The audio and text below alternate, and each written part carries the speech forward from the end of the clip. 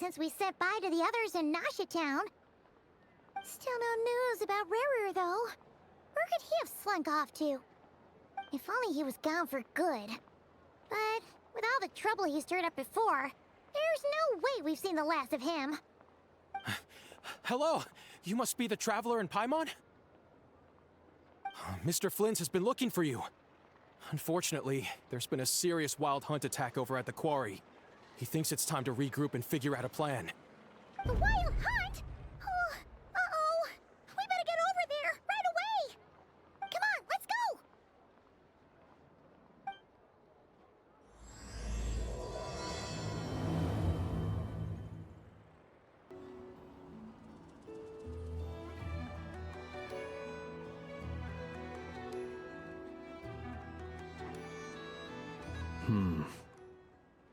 I can barely sense any Kuvaki at all.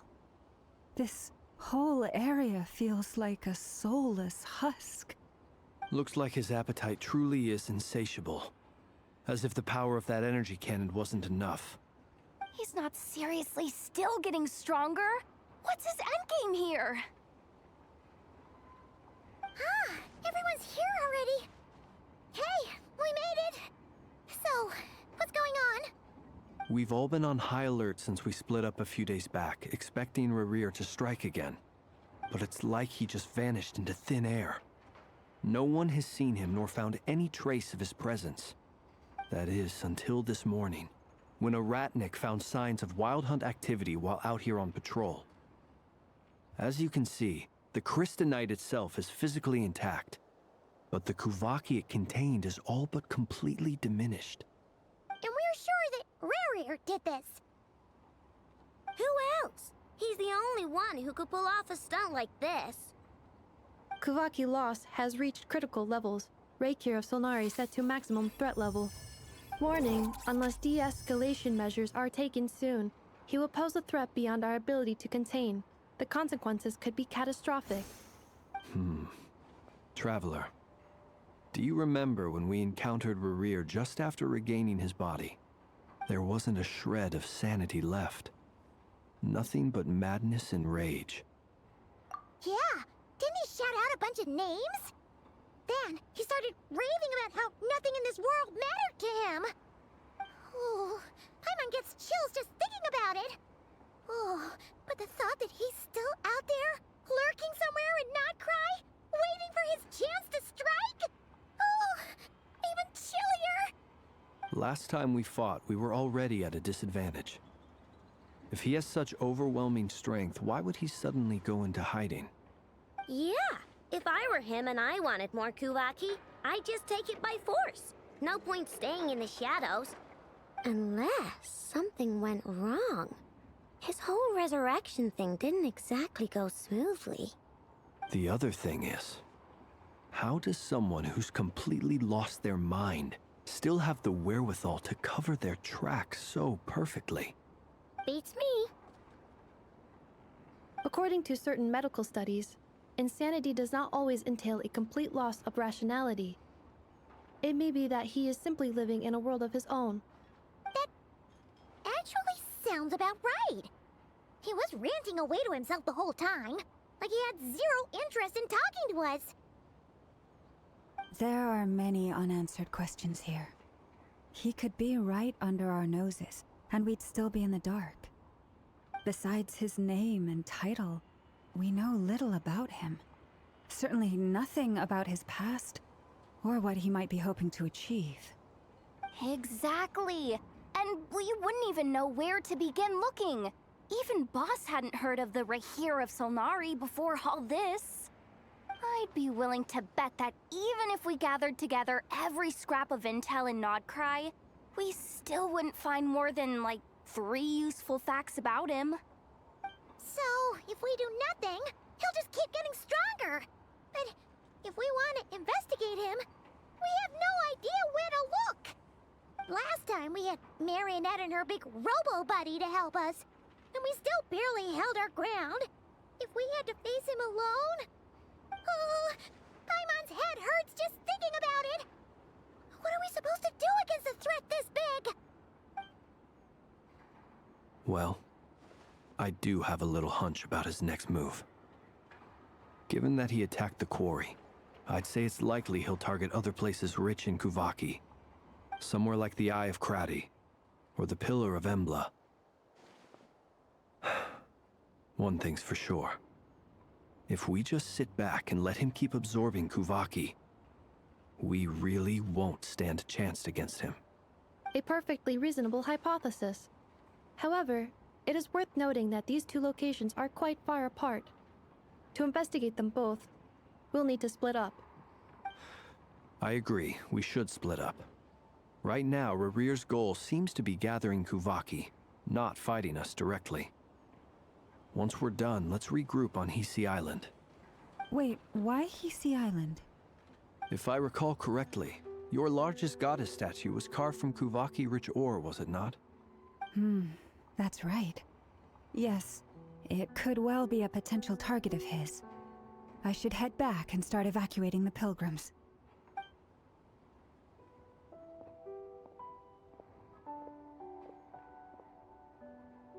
Splitting up's always gonna be risky. But I guess we don't have much choice, right? We're in a race against time here. And if we do run into Rear, what then? That's when you follow the third rule of treasure hunting. Run like the wind. Didn't you say the third rule was go with the flow? I don't know. Did I? Anyway, whatever. In this situation, go with the flow means go find backup. Agreed. If anyone finds so much as a trace of Rarir, do not pursue him. Get out of the area and alert the rest of us as soon as possible. We need to put safety first. All right, we'd better get moving. Come on, Anefa, let's go.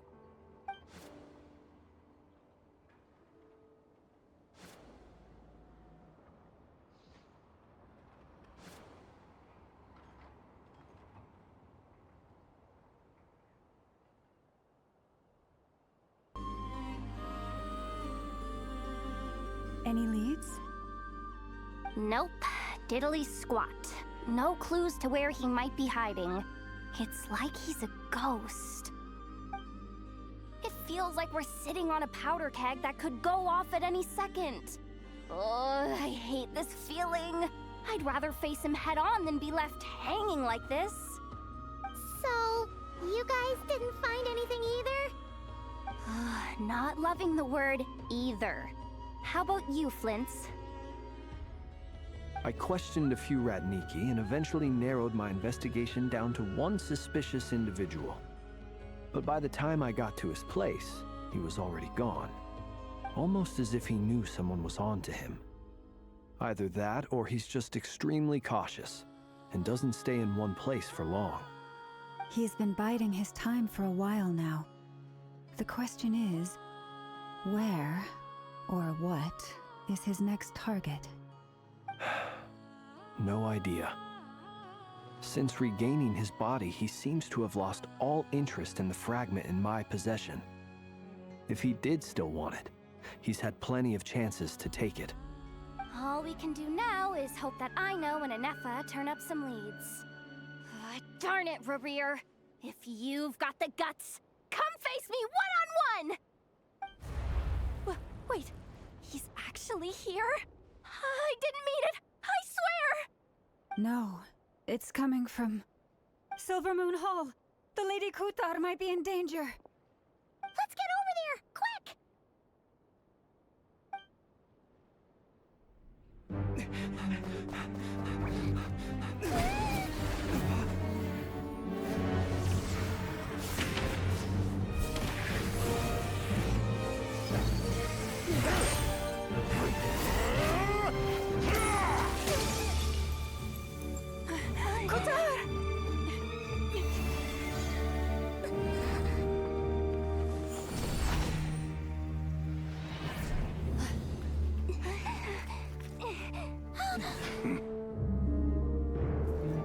Why is he attacking the damsel elect? What's going on? No time for questions. Stop him!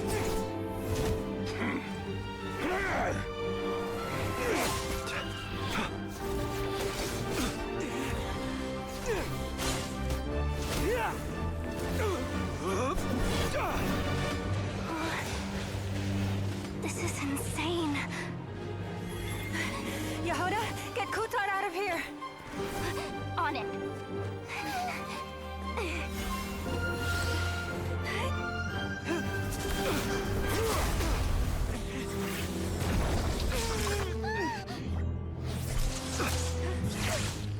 Look where your feeble light has gotten you. Now, you shall plunge into darkness. Thalindus, soon, I will find a way. Watch out!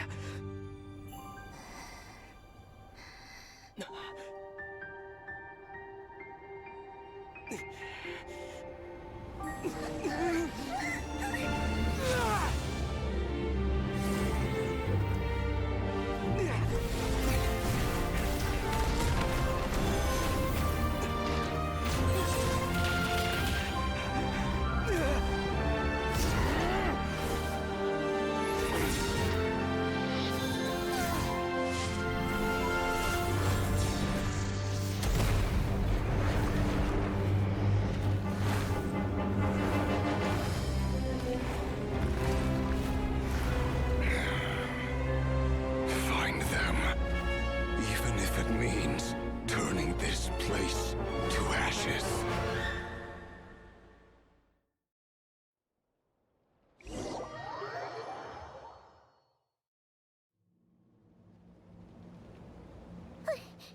That was too close. Oh, we barely made it out of there alive. What's that guy's deal? How'd he get so crazy strong?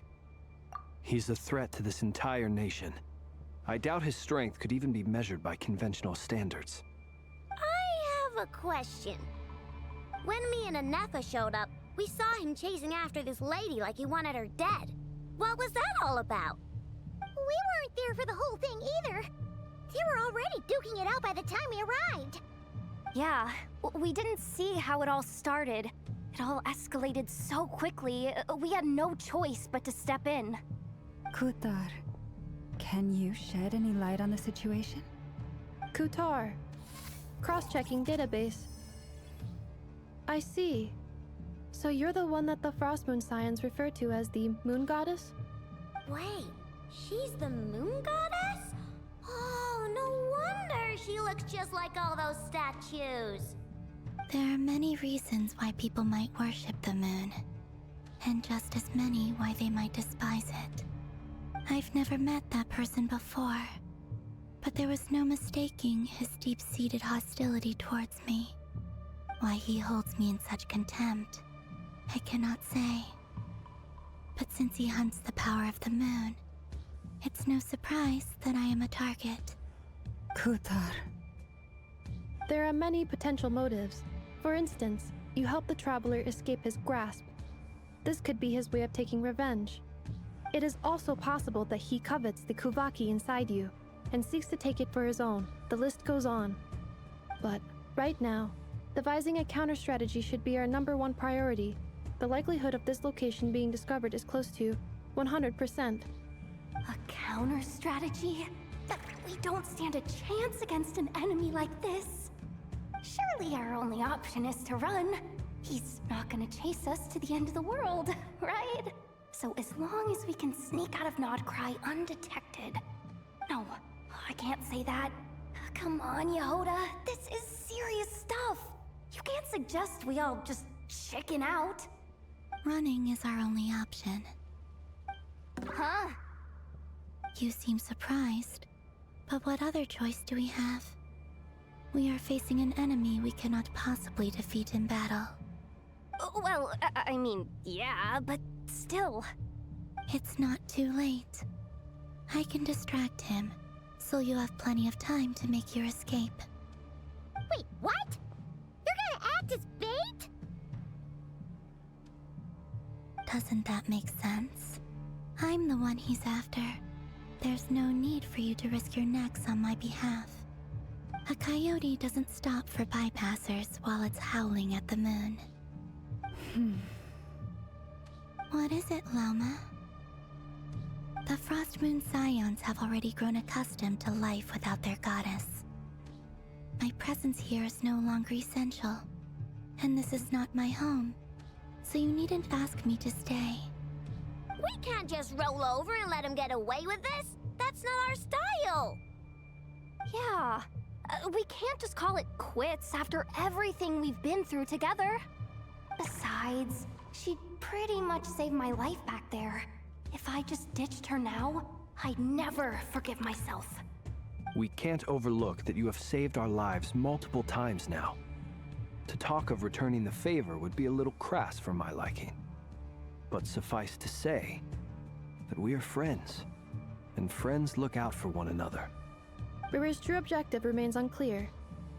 Even if we were to sacrifice Muskutar, there's no guarantee he would stop.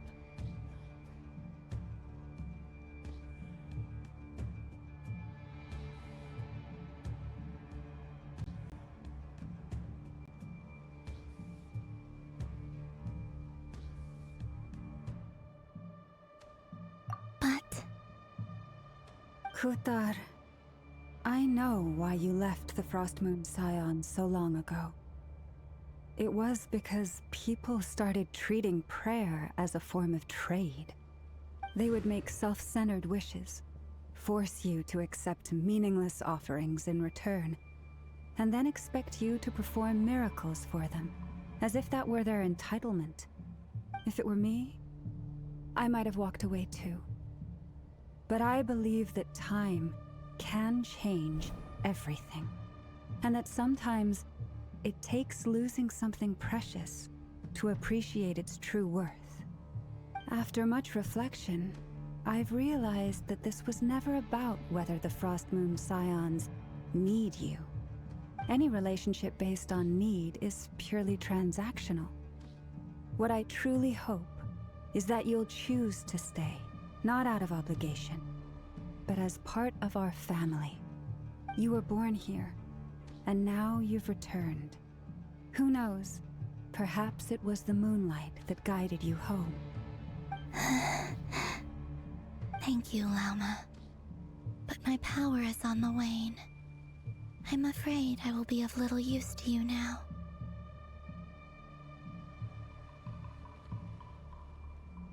Very well then. I'll do as you say. Both times you saved us, we were transported across great distances in an instant. Is that one of your powers as the Moon Goddess? It is, but I find it very draining. I barely managed to pull it off just now, and it will be some time before I'm strong enough to do so again. Rejected by the world, my power is dwindling. Like a lake, cut off from its source, slowly shrinking away. Now, it has almost run dry. What do you mean, rejected by the world? The 3 moons belonged to the ancient bygone era in which they came into being. From the moment I was born, the world itself has been steadily sapping away at my strength. The 3 moons are not one and the same. As the goddess of the Frost Moon, I cannot wield the powers of the other 2. Yet moonlight has a way of blending together. Each can reflect the other's glow. So when our fingers touched, I was able to restore my strength by drawing Kuvaki from the eternal moon's marrow. But this method of recovery is painfully slow. If only we could find the... It's the Wild Hunt! Even faster than we expected. We'll have to finish this conversation later. See how those Wild Hunt creatures are running away from us. They're likely just a scouting party, which means Rerir won't be far behind. Then what are we waiting for? Let's get the heck out of here! Clovis, protect us. Cleanup sequence initiated. Close your eyes. Be silent. Oh, they just keep coming! This is driving me nuts! Rear's closing in on us. We need to pick up the pace. There's too many of them! And this time, we can't go back on Qatar's house to escape. This goes on much longer.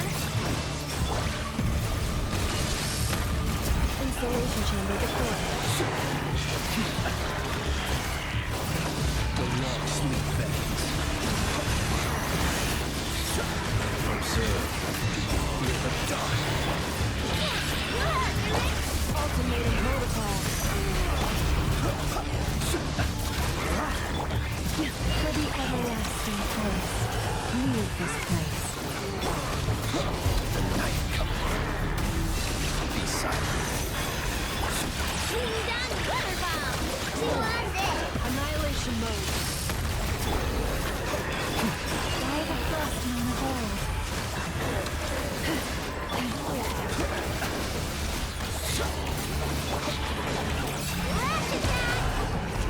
Beware the creatures of the night. Defensive mode engaged. Ultimatum protocol. With one heart, we pray. Observe. Close your eyes. Look! The rainbow!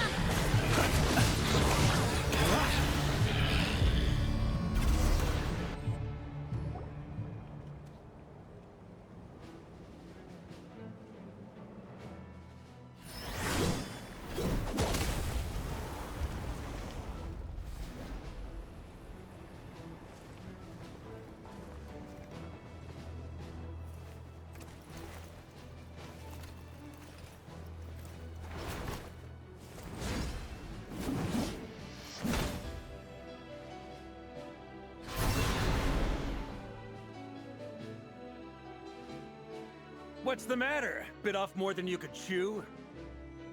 Hold up! Who are you? Uncle Varka! You're back from Amsvartnir? Whoa! You're Varka? Grand Master of the Knights of Favonius? We could save the intros for later. Right now, let's get you all out of this hellhole. Follow me. I know somewhere you'll be safe. Oh, is that where I think it is? That's the one. Come on, move! There's no time to waste.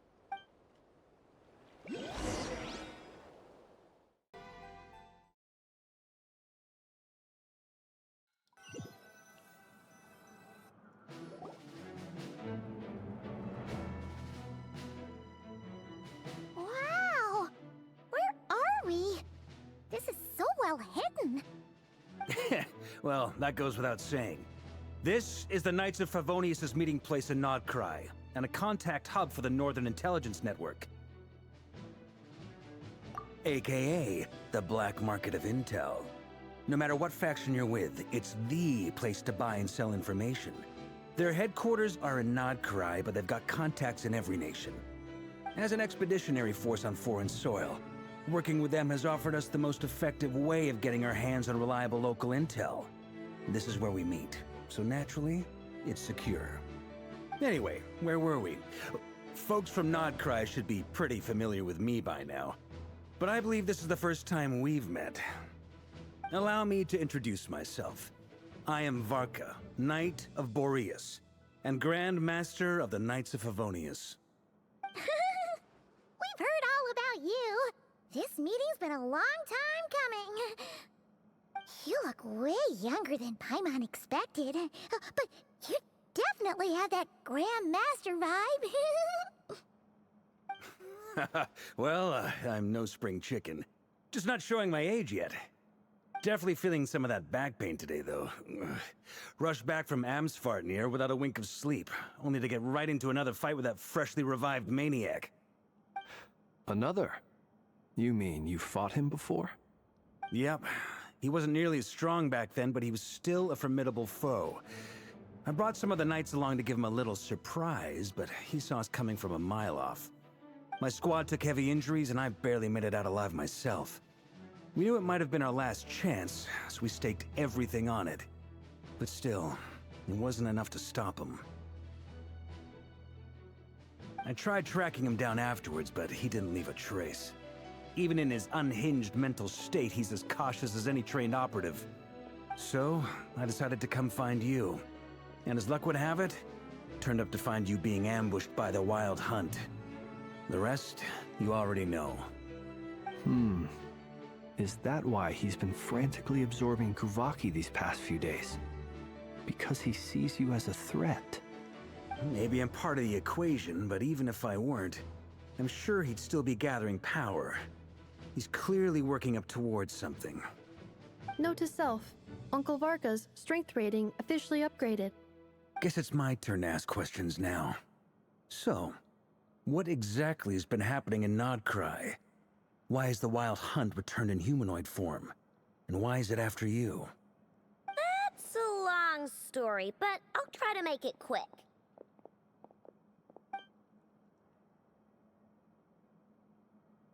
Wow, I had no idea so much had happened. Sounds like you guys have really been through it. So, the Kutar is actually a Fatui Harbinger. And all this Wild Hunt activity in Nodcry is the work of the Raker of Solnari, one of the 5 sinners. Oh, that's a lot to take in. Need some time to wrap my head around it all. I'm truly sorry, Mr. Varka. You stood with us against the Wild Hunt, and did everything you could to stop it from escalating into a full-blown catastrophe. And then, the one time you're away, it all comes to a head and all your hard work gets undone. You've got nothing to apologize for, Miss Moonchanter. You can plan 100 steps ahead and still slip up. That's just life. No one knows what tomorrow holds. You can't predict which way the wind will blow next. And, to be perfectly honest, I can't say I'm surprised. For all the times we've defeated the Wild Hunt in the past, we've never been able to completely wipe it out. Turns out, we were just delaying the inevitable. But now that a new variable has come into play, fate may well take a different course. A new variable? You mean us? Who else? And in a strange way, I think his resurgence might not be an entirely bad thing. The Wild Hunt is like an unrelenting force of nature, but Rerir is an individual with an agenda. He's gotta have a weak spot somewhere.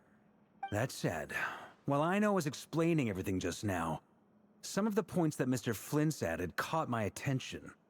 You mean about our mystery ally? That's right. From what you've said, not only did they lead you straight to some key files, they also shielded Hisi Island from a lethal Kuvaki blast. I don't know who or what could pull something like that off. Heck, even Miss Columbina doesn't have a clue. I hadn't heard the story about those files. Would you mind repeating their titles for me? Wild Hunt Phenomena Log, a Nodcryan Ratnik's Field Journal, and Kuvaki Survey Log. Oh. No. Still doesn't ring a bell. Another dead end. Guess all we can do now is hope that our mystery ally keeps showing up when we most need them. Still, it's safest to assume they won't be intervening again. From here on out, we'll have to resolve this crisis by ourselves. Your intel also explains something else I've been wondering about. The reason I led my team to Amsfarnir was because we'd had reports about a possible source of the Wild Hunt showing up there. But once we looked into it, it turned out to be a red herring. I don't know who was behind it, but clearly, it served its purpose. I doubt it's by chance that he happened to make his comeback while my attention was diverted. And from everything you told me, it sounds like his scheming began well before his return. So maybe luring me away was all a part of his plan. But is it even possible that he orchestrated all of this by himself? The Moon Maiden and the Raker of Solnari, Nodcry of all places. The way everything is unfolding, it can't be a coincidence. So, what do we do now? Got any ideas? Right now, we've got at least 3 things to consider. Let's go through them one by one. First, we need to figure out how to take down Rerir. If we can't beat him in a straight-up fight, the rest won't even matter. To my knowledge, the bulk of Nodcry's fighting force is already gathered here. But even with everyone united, we're still no match for Rarier in his current state, let alone with his power still growing. What if there was a way to tap into a new power of our own? How so? Have you thought of something, Columbina? 3 moons once watched over this world. The Eternal Moon was the largest. The Frost Moon was the brightest. And the Iridescent Moon was the most mysterious. They say that back then, the 3 moon goddesses wielded immense power. Enough to shape the workings of the world itself. I now bear the Frost Moon's power, and the Eternal Moon's marrow resides within the Traveler. Hold on. Are you suggesting? The iridescent moon, the last piece in the puzzle. That's right. If we can find the Iridescent Moon's marrow, I will be able to regain my strength much more quickly. The 3 moons are said to stir the tides and illuminate all things. Perhaps they hold further secrets beyond our understanding. According to my analysis, the solution is feasible. However, it is subject to one major condition. How do we locate the Iridescent Moon's marrow? I know a way, but we will need to visit the Fatui's Experimental Design Bureau. The Experimental Design Bureau? Are you saying we need to involve Marionette? Yes. I must speak with Sandrone.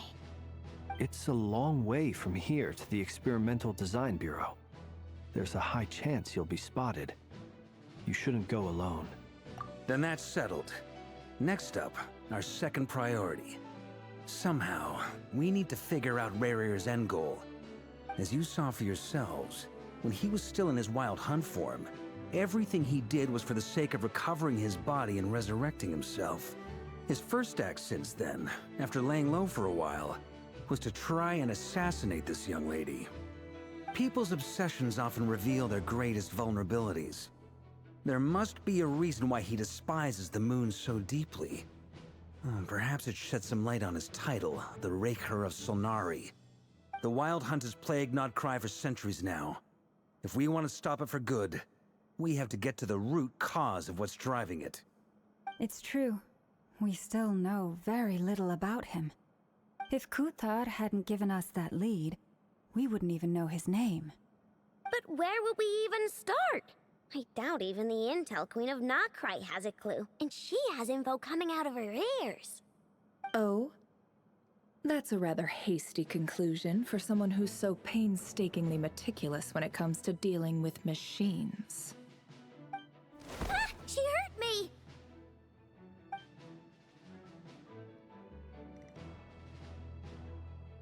Boss! What are you doing here? I'm now asking myself the same question. I received a letter from a humble knight of Favonius, requesting a meeting to discuss a major business deal. But it looks like this humble knight had something else in mind. Details, details. Miss Neffer, the important thing is that you've arrived at the perfect time. Since his failed ambush, I've been racking my brains trying to come up with a plan to fight Rarier. Given the severity of the situation, I think it's fair to say that our only chance lies in uniting as one. And I'm talking all the factions in Nodcry. We can't do this without the Curatorium, but I knew it'd be a tough job to win you over. So, I took the liberty of reaching out for a little chat. Wait a sec. How did you even hear about this place, Neffer? Didn't you say this is meant to be the Knights of Favonius' meeting spot? And a contact hub for the Northern Intelligence Network? And isn't it supposed to be super hidden? You really think he could have gotten settled in Nodcry without my help? Besides, I'm the one running this gig. Of course I know where the meeting place is. Allow me to introduce the current head of the Northern Intelligence Network. If it's intel you're after, she's your woman. Pretty much seen and heard it all. Please spare me the flattery. Let's cut to the chase. Seems like you've run into some trouble, huh?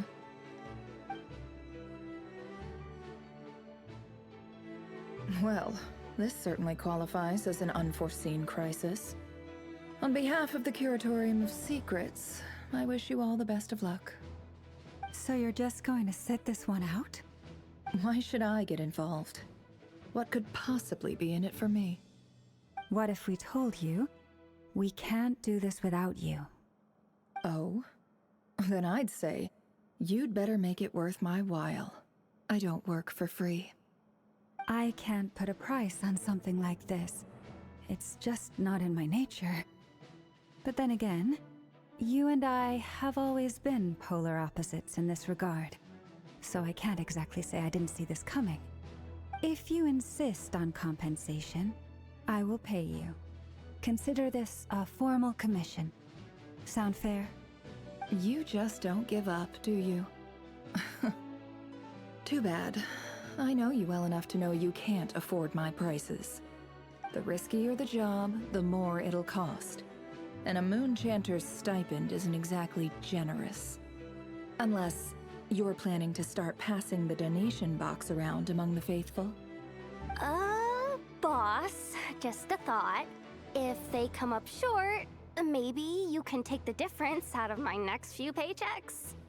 Things got really dangerous during the fight with Rerir. If this girl hadn't saved me, I'd be ley line fodder by now. I'd be gone for good, boss. If there's any way we can make this work, I'd really like to help her. Please? I'm begging you. This is why I'm always telling you never accept favors. They are the hardest debts to repay. You have to be careful who you get involved with, or you invite all kinds of misfortune. Very well, Yehoda, I will help. But just this once. Don't count on this happening again. Flynn's, that fragment that Rerir was after, do you still have it on you? Of course. Let me borrow it. I need it to follow up on some leads. Wait, you actually have some leads? Shh. This is top secret information. I get it. We all have things we'd rather keep to ourselves. Plus, I know we can count on you, so we'll leave the intel gathering in your hands. And that brings me to the third and final item. We need to find a way to distract him. We need time to make our move, so someone will have to stall him. I'm in for this part, no matter what. Anyone coming with? Count me in too. Come off it, you two. Quit playing heroes. I'm way ahead of you here. Nefa did a scan of the Moon Goddess's Kuvaki signature, and we're gonna use it to make some decoys over at the Kramkake craft shop. Anyone who's in, follow me. Once they're ready, we'll deploy the decoys across Nogcry. So as long as the rest of you keep moving, he won't catch on to your scent and won't be able to track you down. I like it. Genius idea. No biggie. All right then, we'll split into 3 teams. Once your team has finished their mission, return here and wait for the others. Dismissed!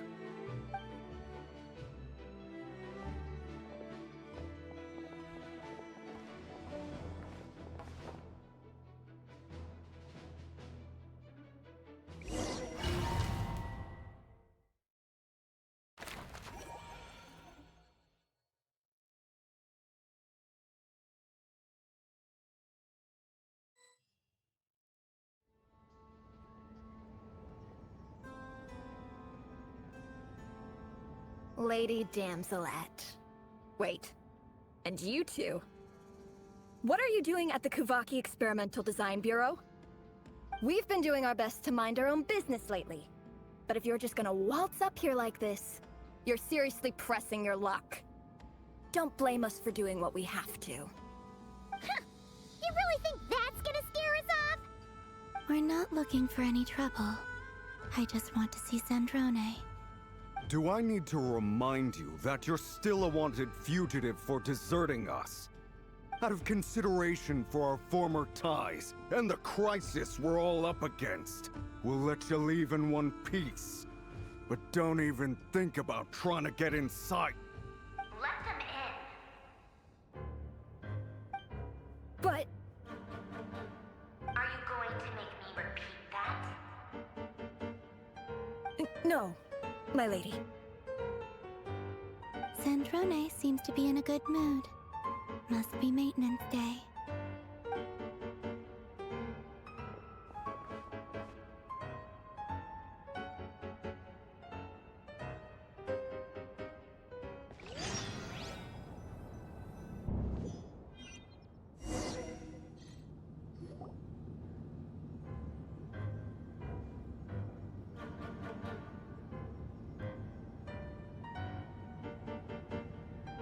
So tell me, to what do I owe the honor this time?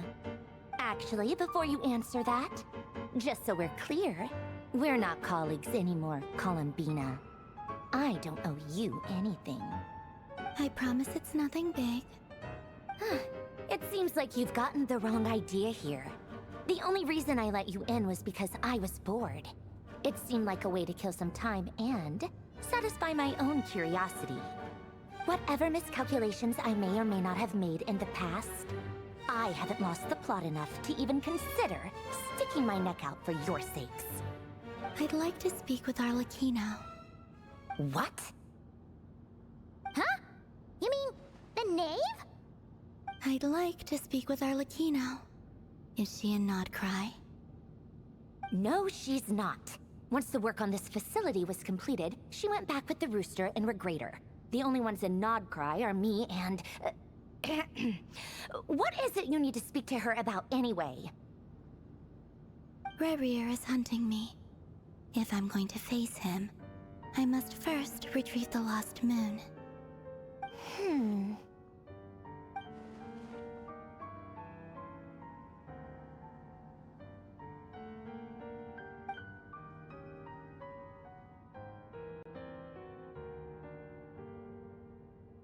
Is that a no, then?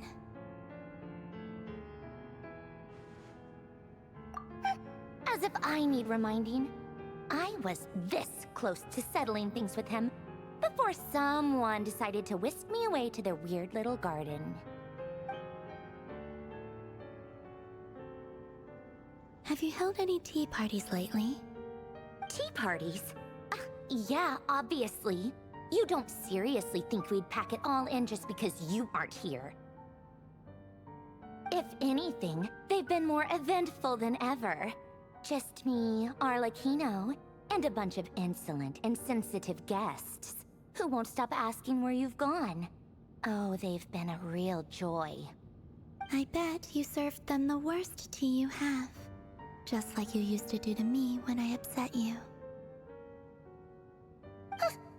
Who cares about how good the tea is when there's no one around to drink it? I keep losing people. First Rosaline, now you. I'm running out of people who can make me laugh. Honestly, what could be more ridiculous than a multi-centenarian goddess who's only ever had the plain herbal tea she received as offerings? You'd always brew a different type of tea for me each time. Was it really just to see how I'd react?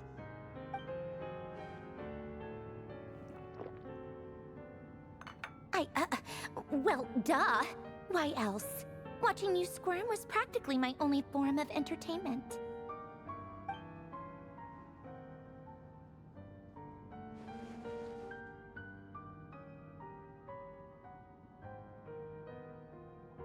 Oh, yeah. And Capitano sometimes used to bring Tartaglia around, too. But I guess we won't be seeing him again. Well, I guess we are overdue for a get-together. Polonia! Have Fevronia pass a message to Arlecchino for me. It's time for tea. Will suffice. Pass along a message for me, too, if you would. My body cannot contain the marrow of 2 moons, so I'll be leaving one of them in her care. Excuse me? Who said you were on the guest list? If my tea meant that much to you, maybe quitting the Fatui wasn't your brightest move. Back when you were under the Tsaritsa's protection, no one would have dared come at you so openly. But that protection didn't come for free.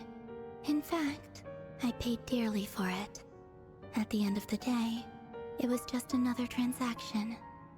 I just got tired, that's all. I never wanted any part in their grand ambitions, and I've had enough of being treated like a bottomless supply of power. It brings back memories from the old days, when I was still worshipped as the moon goddess. Centuries on, it may be a different group of people, but I see the same greed in their eyes. I figured you'd leave eventually. You didn't have as much of a reason to stay as I do. The Tsaritsa gave you shelter and protection, but that was it. Nothing more, nothing less. Meanwhile, the Fatui demanded everything from you in return, until it was more than you could bear. I get why you left.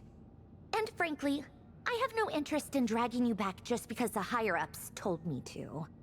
But if you keep hanging around with this riffraff, the next time we cross paths, we might be enemies for real.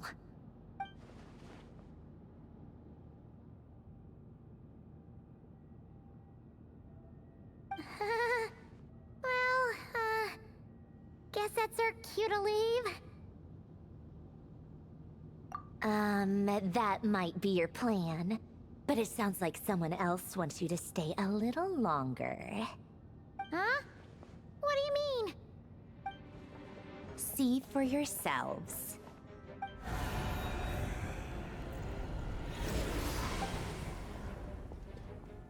My lady, it's the Wild Hunt.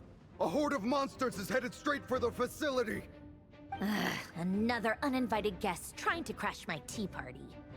Clear the area. I'll handle this. Wait, what? You want us to leave you here by yourself? Huh. You'll be lucky to make it out of this alive. You really think you can afford to worry about me? Go on, get out of here. You may have stopped Polonia from crushing him last time, but I've made sure that won't happen again. The entire Experimental Design Bureau is rigged for war. Stay and watch if you want, but it'll be at your own risk. You're not flagged as friendlies in a weapon system. Don't tell me what to do! Look, if you're leaving, make it quick, or you'll just get in my way. There's a secret passage on the second floor. It'll take you right to the plains out back. Stare all you want, Columbina. You're not getting another invitation to my tea party. I know.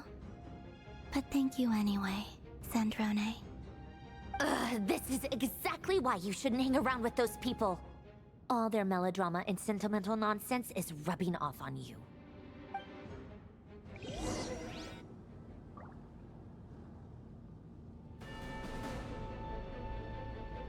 Come on then, Mr. Ray here.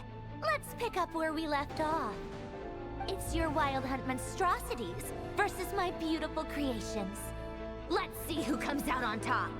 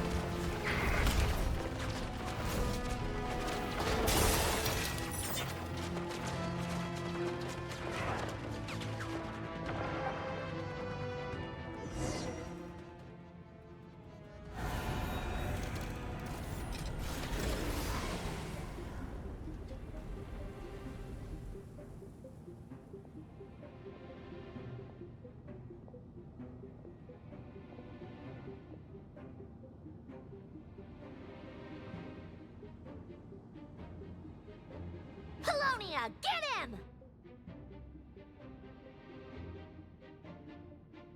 I've upgraded Lunia again since our last encounter, and uploaded every last scrap of your data.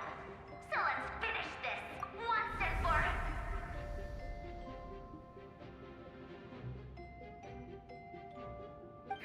She's not here.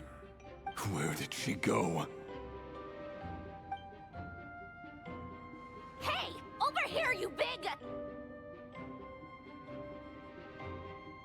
Curse it. Moon. Go. Keep searching. She cannot have gotten far.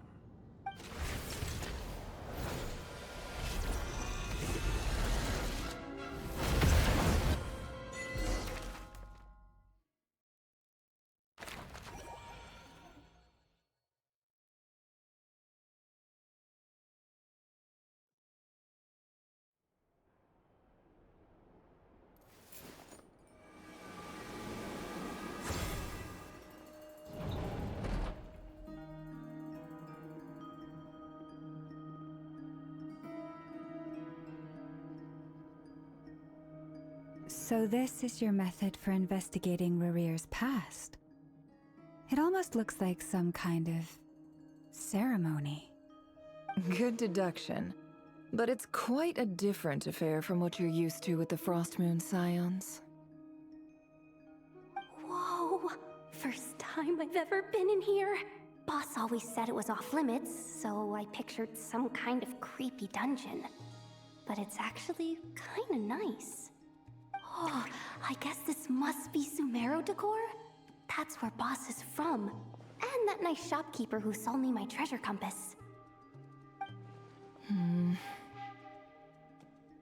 not sure exactly what you've got planned, but it looks like you're all set. When do we begin? Whenever we wish. But for some reason, I've got a feeling this isn't going to end well. I've never faced Rarir myself, but from what you've told me, his power is beyond anything I could imagine. I, on the other hand, am just an ordinary businesswoman. Our paths should never have crossed, yet here I am, forced to make an enemy of him. If you ask me, you're about as far from ordinary as it gets. So what are you saying? You're getting cold feet? Once I take a job, there's no backing out. Still, I have to ask myself if the power I'm relying on will even work on an opponent of this caliber. And also how to make sure I come out of this alive if things spiral out of control. Death is the one thing we can take for granted.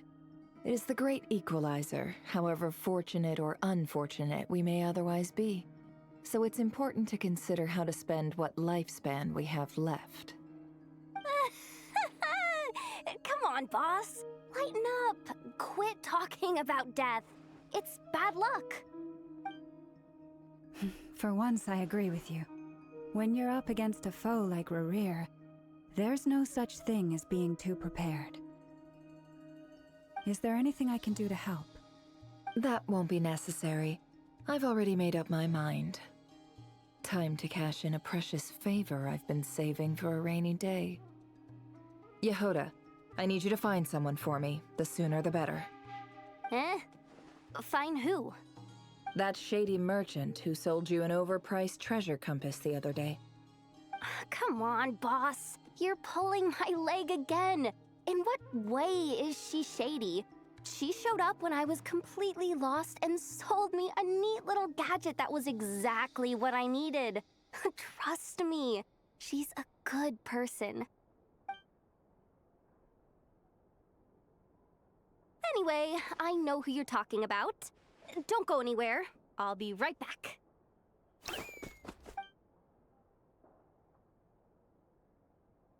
Quit dragging me. I genuinely can't run any further.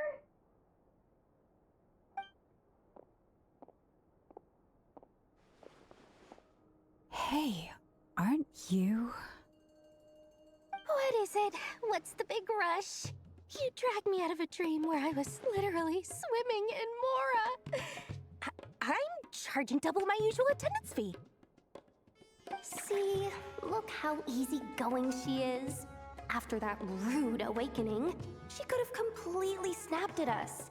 But instead, she kept it together and just asked for an extra fee. Dori Sangama Bay? I never would have pictured you two doing business together. If you want to make it big in Nodcry, it's all about connections. Lady Nefer just so happens to have a lot of intel that interests me. And she also did me a big favor in the past. It was back when I first arrived in Nodcry. My trusty assistant, the genie in my lamp, had an adverse reaction to the Kuvaki and fainted. And wouldn't you know it, that's when I suddenly find myself in a life-or-death situation. Good thing my compatriot was there to swoop in and save the day. I've been giving her a 30% discount off all of my goods ever since. Now, so that no one here feels left out, I'm willing to extend a 20% discount to fellow friends of Boss Nefer. Plus, any other friends you send my way will enjoy 10% off. What can I say? The great Lord Sangama Bay is nothing if not generous. So, let me guess. You've run into some trouble? I've got everything you could possibly need. And the more you buy, the more you'll save. You guessed correctly. What have you got in the way of survival gear? The one type of gear I've never been short on. What are you looking for? A jetpack fresh from the Academia's labs? An ancient suit of armor dredged up from the bottom of the sea? At the very least, I need to know what kind of opponent you're dealing with here. If even you're worried about staying alive, it must be pretty serious. What if I told you it's someone with the power to bring a nation to its knees? Is that so? Then we really are talking top-shelf treasures. I don't have anything like that in stock right now. I'll have to ask my supplier. Your supplier? A powerful woman, make no mistake. I can't reveal her identity, but luckily for you, I hear she's planning to visit Nodcry in the near future. If you're willing to wait, I can ask her when she's here. Can't say exactly how long that'll be, though. Then, let me put it another way. What would you do if you encountered an enemy like that? Roll over and serve yourself up on a silver platter? Of course not. I have a handy little trinket from one of my generous suppliers, which... Hold on. What exactly are you getting at? No, no! This is for my personal use only! Let's just say I'm borrowing it, all right? Just for insurance purposes. You'll get it back later. Favors are the worst kind of debt to owe, and now you've got a chance to repay one. A win-win situation, don't you think? Fine. You can borrow it for 5 days. No, make that 3. And for every extra hour after that, I'm charging you 1,000,000 mora. Deal? Deal.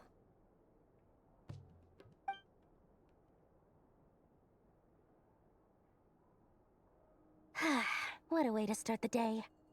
Now, was there anything else you wanted? Or can I go back to bed now?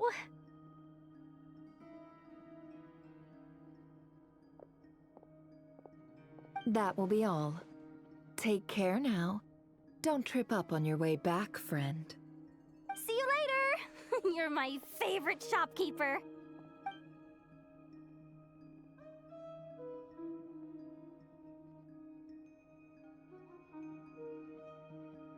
Excellent.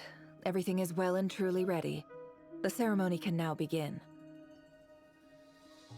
After initiating the ceremony, your minds will follow me wherever I go. You will see many strange things in your mind's eye. So remember, don't be frightened, and don't make a sound. Now then, let us peer into the Raker of Solnari's past. I made it. I don't recognize this style of architecture. Must be Conrian. Simple furnishings, table and chairs. It's a more ordinary house than I might have expected. Looks like the fearsome Raker of Solnari came from surprisingly humble beginnings. Unless this passed for luxury in Conria. Unlikely. It was said to be a very prosperous nation in its heyday. Anyway, I'll keep exploring.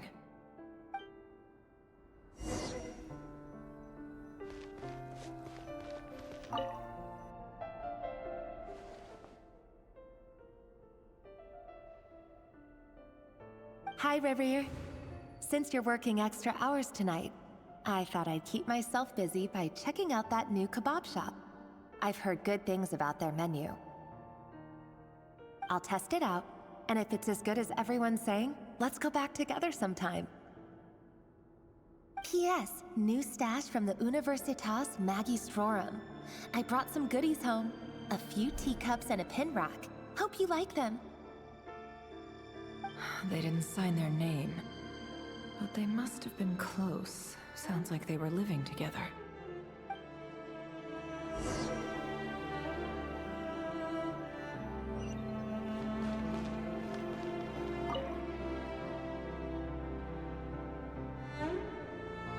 I went over to Joseph's for drinks today.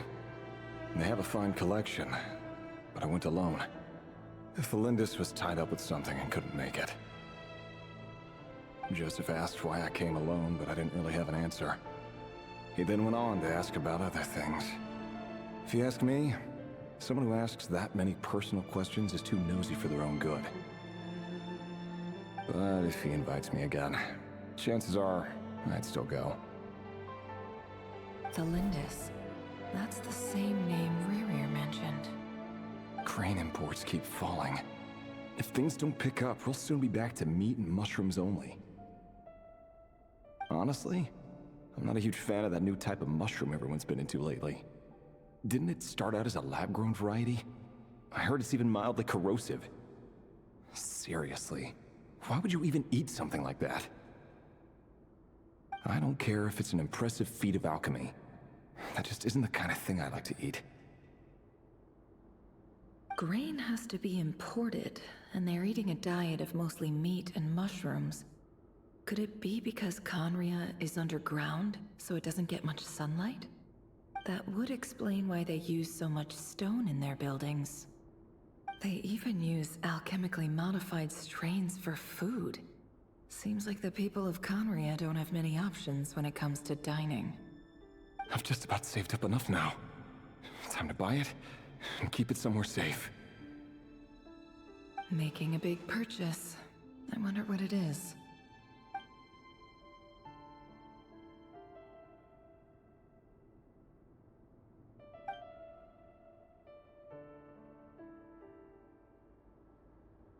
He really is a professional. No wonder he's so good at covering his tracks. Despite what he's become, it seems like he's retained certain habits, at least in this regard.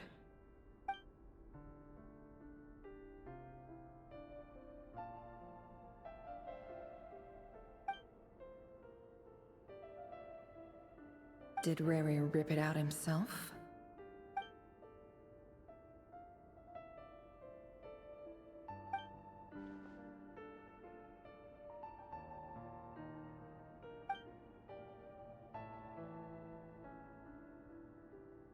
Before I met you, I was convinced that my heart was nothing more than a stagnant pool.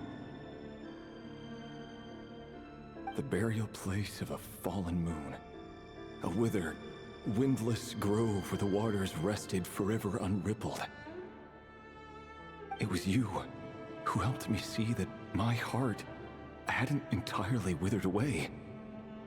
That it could still beat to the rhythm of love. This is just trivial sentimentality from the looks of it. Why would he go to the trouble of hiding that? The burial place of a fallen moon. Revier, over here. Dane! Oh, and, Vedelson here? What a surprise to see you here, sir. Hello there, Revier. You need not address me so formally outside of court. He doesn't get that much free time, so I invited him over for a drink. Even the court prophet deserves a break every now and then, right? Well, I'm flattered. So, what are we discussing today? Hey, don't look at me. As far as I see it, we don't need an excuse to have a few drinks. Come on, don't give us that. Didn't you say you were about to pop the big question? How's that coming along? Who'd have thought the Great Twilight Sword was an even greater gossip? I just didn't expect you to be the first one to settle down and get married, that's all. Yeah. If you told me that a few years ago, I wouldn't have believed you either. So, are you planning to come clean about your job then? I'm guessing you still haven't told her. Sure, I'll have to tell her at some point. But I'll need to pick the right time and place. To be honest, I have no idea how she'll take it. Come on, stop being such a pessimist. For all you know, she could be thrilled. I bet she'll be much more impressed by your actual job than the one she thinks you're doing now. A member of the King's Guard. Quite the cover story. Does the king himself even know? Of course he does. Anyway, enough about me. How have you been? Me? Same old, nothing much to... Huh? What's up, Fed? It's nothing. Vedifulnir, Dainslif's elder brother. Renowned throughout the court of Conria as the Visionary, and said to possess a wisdom far beyond the reach of any ordinary man. And yet, despite the gulf between us, he seems to have something to say about me. Does he even know me? Does he see me as a friend of his brother, or just another of the Vinster King's blades? Why did he react so strongly? Was it really to do with what we were talking about? Brown, curly hair and brooding blue eyes. So this is what Rerir looked like back in the day. Perfectly normal. No different from anyone else. As frightening as this monster is in the present, there's something even more unsettling about seeing the human he used to be.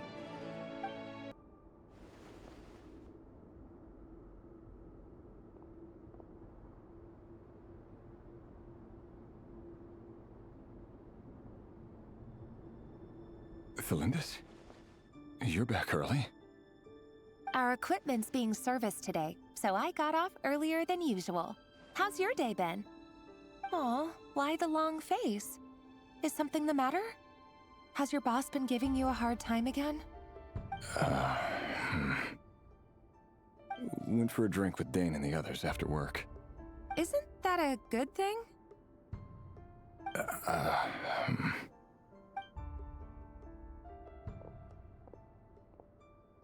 Vedifulnir showed up today, too.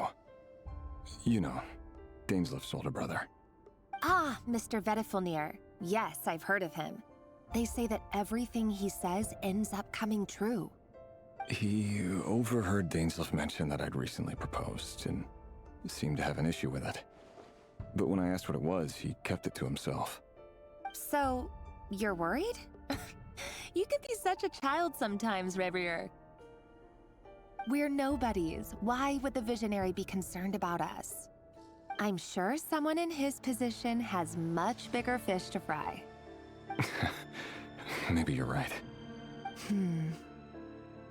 You worry too much, Rerir. We've been together for ages now, and everything's been going so well, has it not? You've even proposed to me. So, you do remember. Tell me then. What's your answer? Like I said, I need some time to decide. You can't just rush into things like this. We may be nobodies in the grand scheme of things, but if we want things to work out, we've still got to plan ahead. All right. Take your time. Just don't keep me waiting forever. Nobodies. Sounds about right. In the eyes of people like Vedifulnir and Dainslif, what do we matter? Can someone whose gaze is so fixed on a far-flung future even see the present clearly? Besides, the dynasty's fate rests with the king and his inner circle. Whatever I do, it won't make much difference. Meanwhile, every idea they come up with and every decision they make, it affects everything. These days, the king is lost in his research, and the purge of the Crimson Moon bloodline grows ever more intense. The opposition tried to speak out, but nothing came of it. And I'm under no illusions as to why. Because we eliminated them and got rid of their bodies. A man can have 1,000 reasons to carry a sword, but there are few good excuses to use it.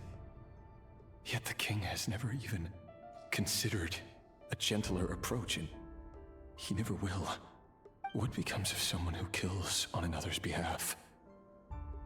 Can he ever find true peace?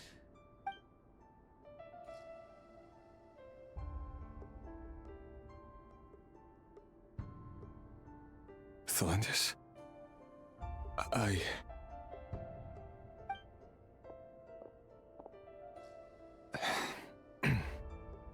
It's nothing.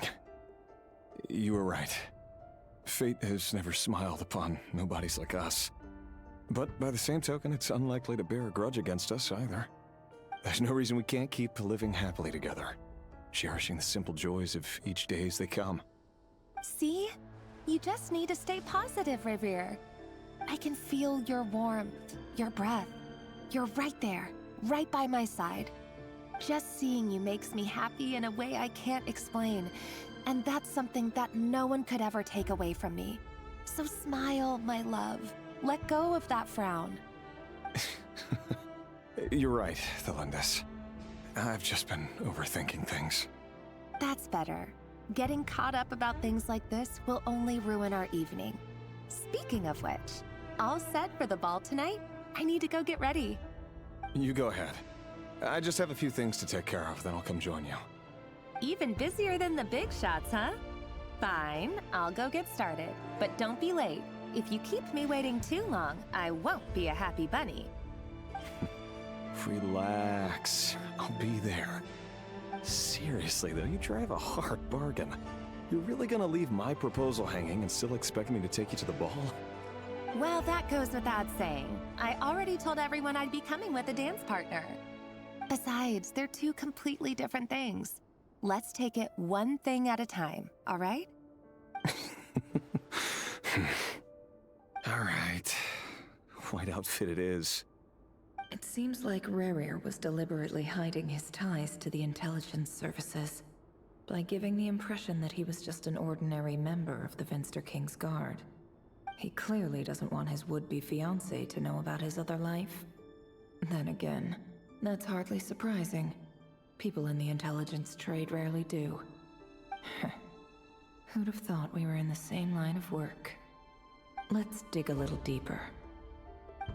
Our last operation was a resounding success, and all thanks to you, Rehir of Solnari.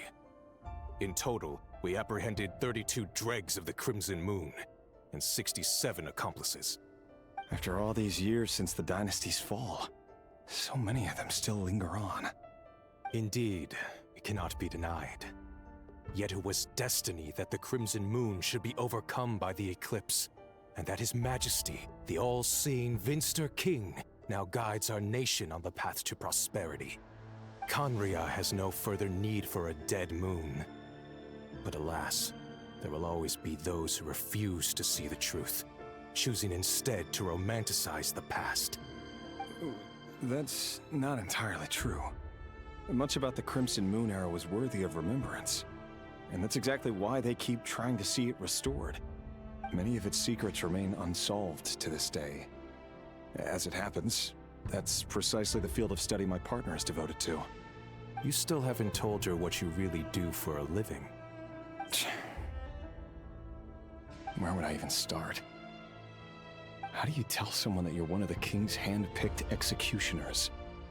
That your hands are steeped in blood?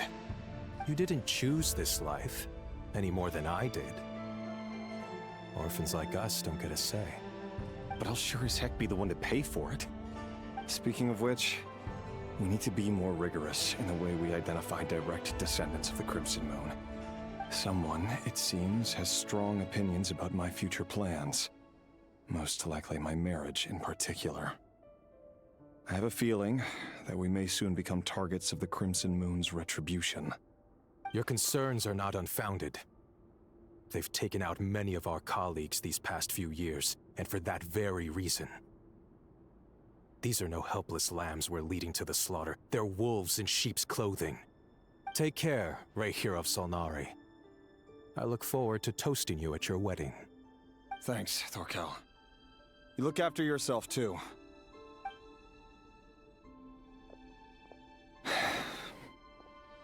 Thelindis, I never wanted to keep this from you. You're the last person I would ever want to lie to. But that's exactly why I can't tell you everything. There are things you shouldn't know. Things you cannot know. The moonlit dynasties are a thing of the past. Yet even now, with the sun shining high in the sky, there are those who would call forth a dead moon's ghost. Could that be why Vedalfnir held back? Or was it because of some court secret he's not at liberty to share? I have to get a clear answer from him.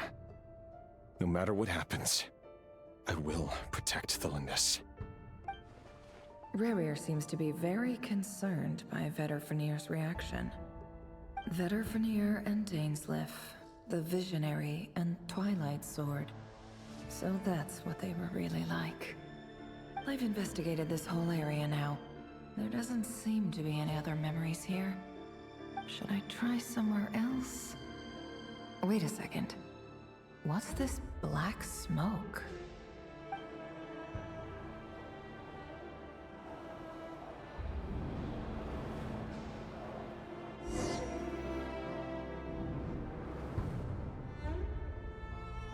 So, he's late after all.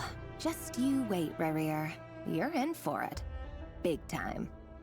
Are you waiting for someone, ma'am? Could I tempt you into buying some flowers? Oh, sure. Pick me out a pretty bunch if you would. Thank you. But I'm afraid none of them are as pretty as you. For someone so young, you sure have a way with words, don't you? I'm only telling the truth. Look me in the eyes. You'll see I'm not lying. May we have a word in private? Who are you? And what do you want? It doesn't matter who I am. Too many of our kind have fallen lately, so I decided to take the risk of reaching out. Not long ago, the Rehir of Solnari led an assault on one of our strongholds. We suffered many casualties, and many who came to our aid lost their lives as well. Sorry, I don't know why you're telling me this. And I don't want to get involved. Wait, hear me out. This time we finally got a clear look at his face and learned his true identity.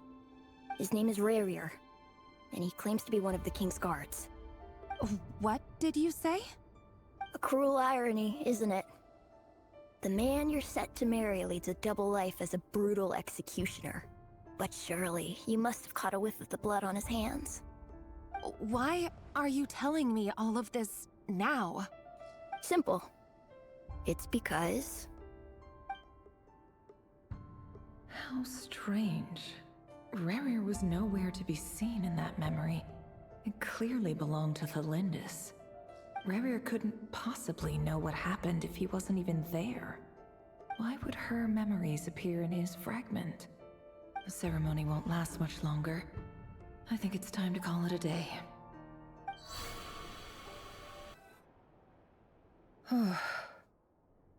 So that was your doing? Did you just pull us inside Rerir's fragment to spy directly on his memories? Any more questions, and I'll have to start charging. I had no idea you could do that, boss! Seriously, that was amazing! We're not worthy. We're not worthy! I gotta admit, though, I'm itching to see what happens next. Feels like we barely scratched the surface. I'm just as curious as you are. But the ceremony only allows for limited time inside. That's all we can see for now. Luckily, we managed to learn quite a lot. So far, so good. I just hope the others are doing okay too. Especially the group with the Traveler. Their mission is a risky one. Let's hope it's all going smoothly. If you're worried about them, go see how they're doing. If I know Boss, she's gonna need some time to write up all the details and make sure it's all coherent. I'll stay behind to lend a hand, but feel free to head back and meet up with the others.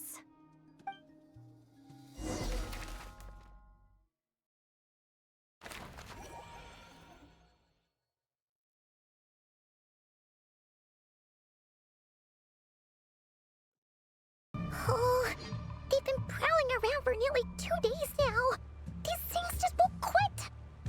Oh, they might not have seen us yet, but them constantly sweeping the area, our way out is completely blocked. Oh, that's never gonna work. One little slip up and it's game over. If they spot us, they'll run straight back to Rear. And once he knows we're here, it won't be long before he's breathing down our necks again. Oh, guess you're right. All right, time to zip it.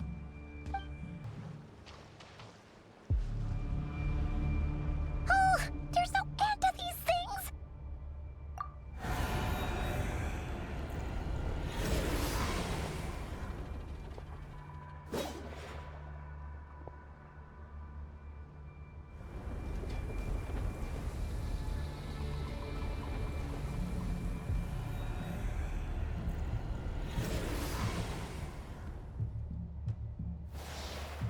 Fire. Fire? Wait, what's that smell? Oh no, there's a fire!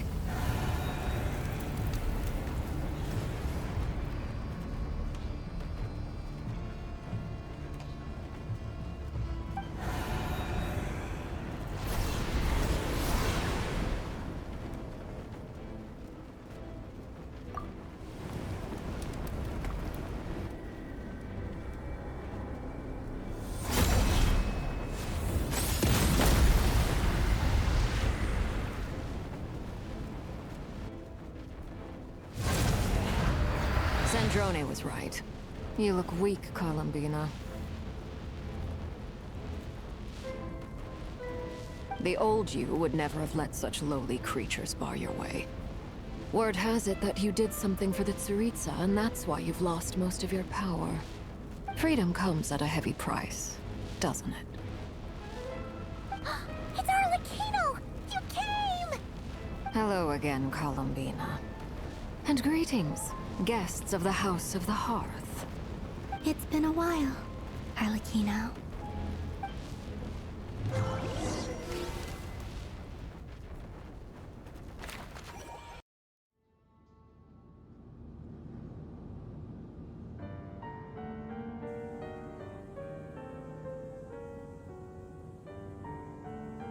Stupid right here of stupid Solnari. Ugh, whatever. I've got all the data I need. Next time we meet, you're finished.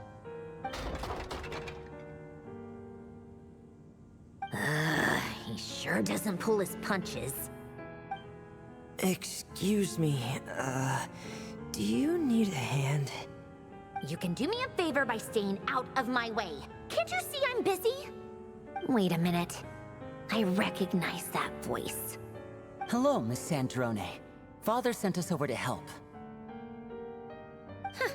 How considerate of her. Hey, Fremine, get over here and help me fix this. Lenny, you do your thing. Just keep your sister away from my machines. Nearly every machine that Catgirl touches ends up going haywire. Go put her on cleaning duty or something.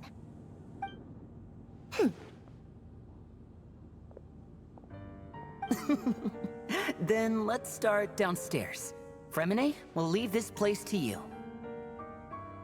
You've got it. Wait a second. Pretty sure there's still some tea in the cupboard. If you want some, you'll have to make it yourselves.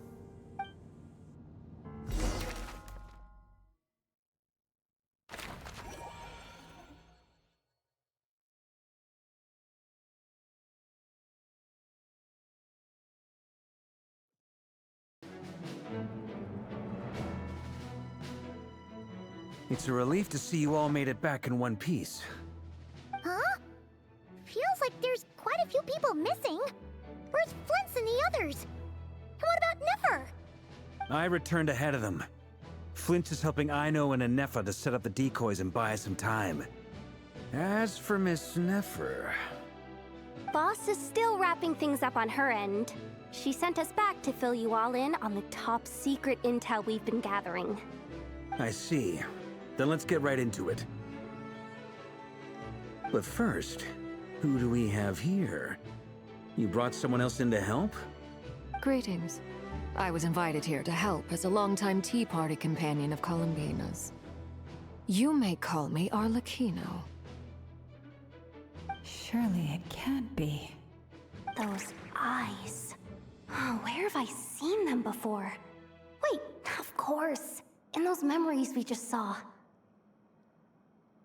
The only Arlecchino I know is the fourth of the Fatui Harbingers. So either you share a pretty uncommon name, or you're more than just a Tea Party buddy.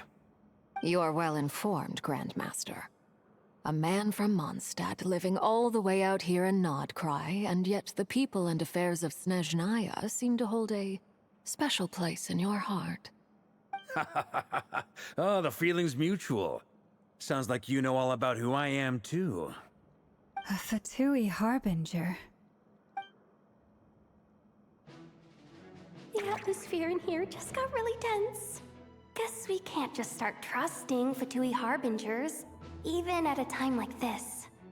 I must admit, though, I'm a little curious. Seeing as the Moon Goddess no longer belongs to the Fatui, what makes you so willing to put your neck on the line here?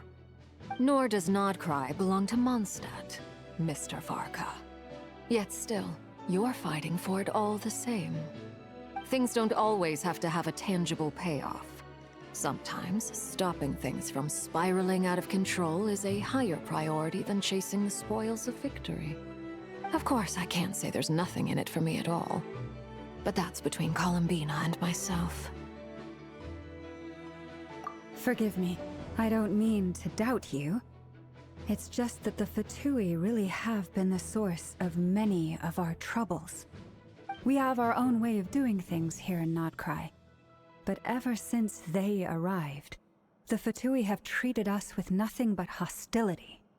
I know there's been a lot of bad blood between us in the past. I've done my utmost to avoid friction whenever I could. But sometimes fundamental conflicts of interest simply can't be settled amicably.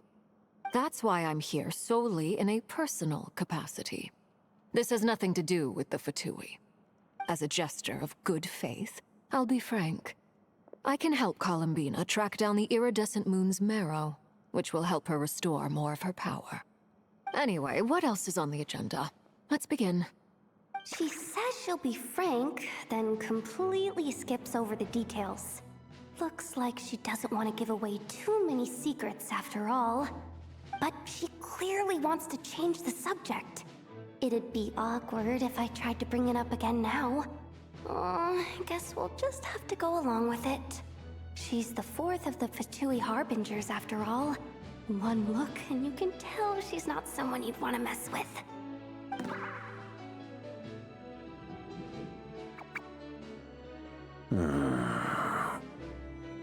Well, since Miss Arlecchino sounds confident in her ability to handle that, we'll proceed to the next topic.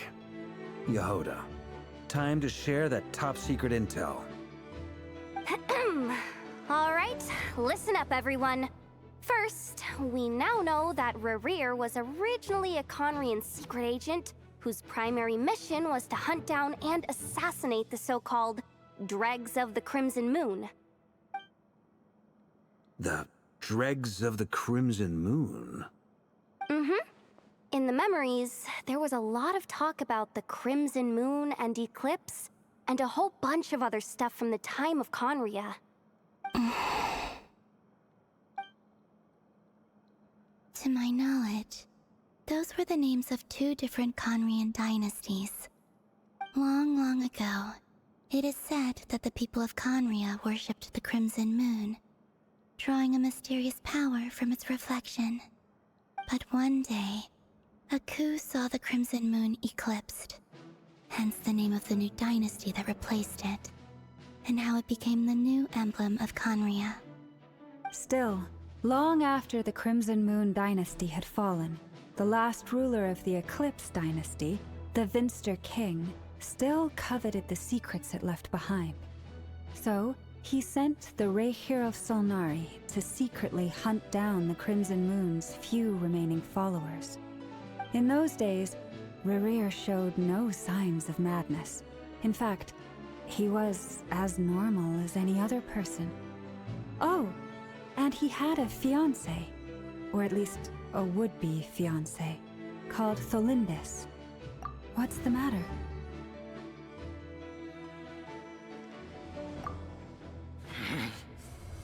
Verfnir, Freindaughter, Flinders.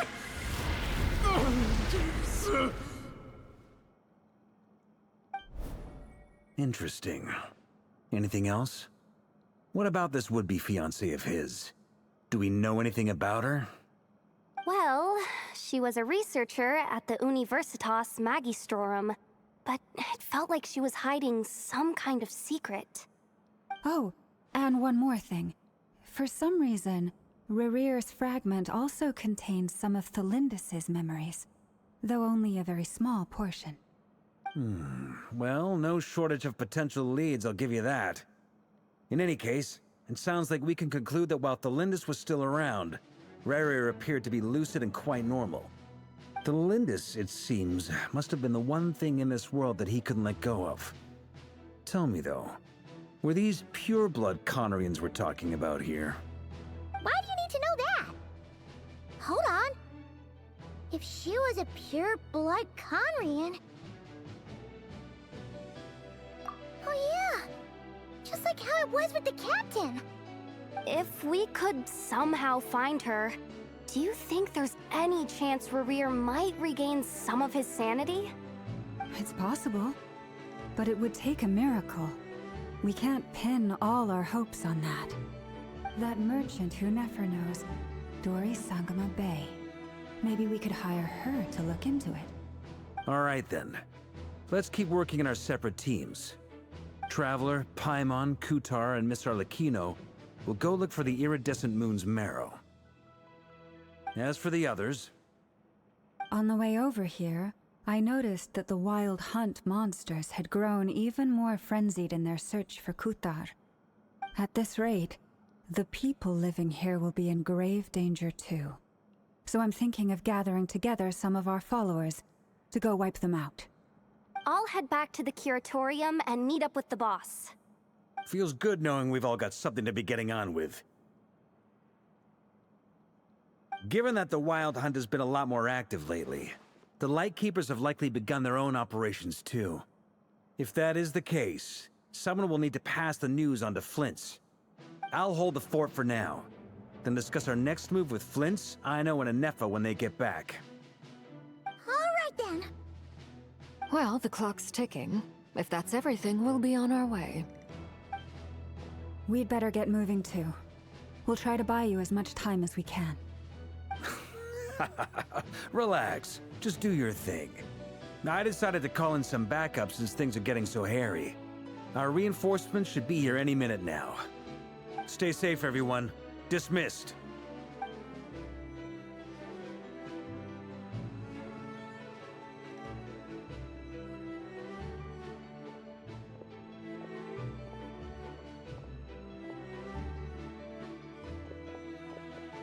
We're back. Did we get here a little early?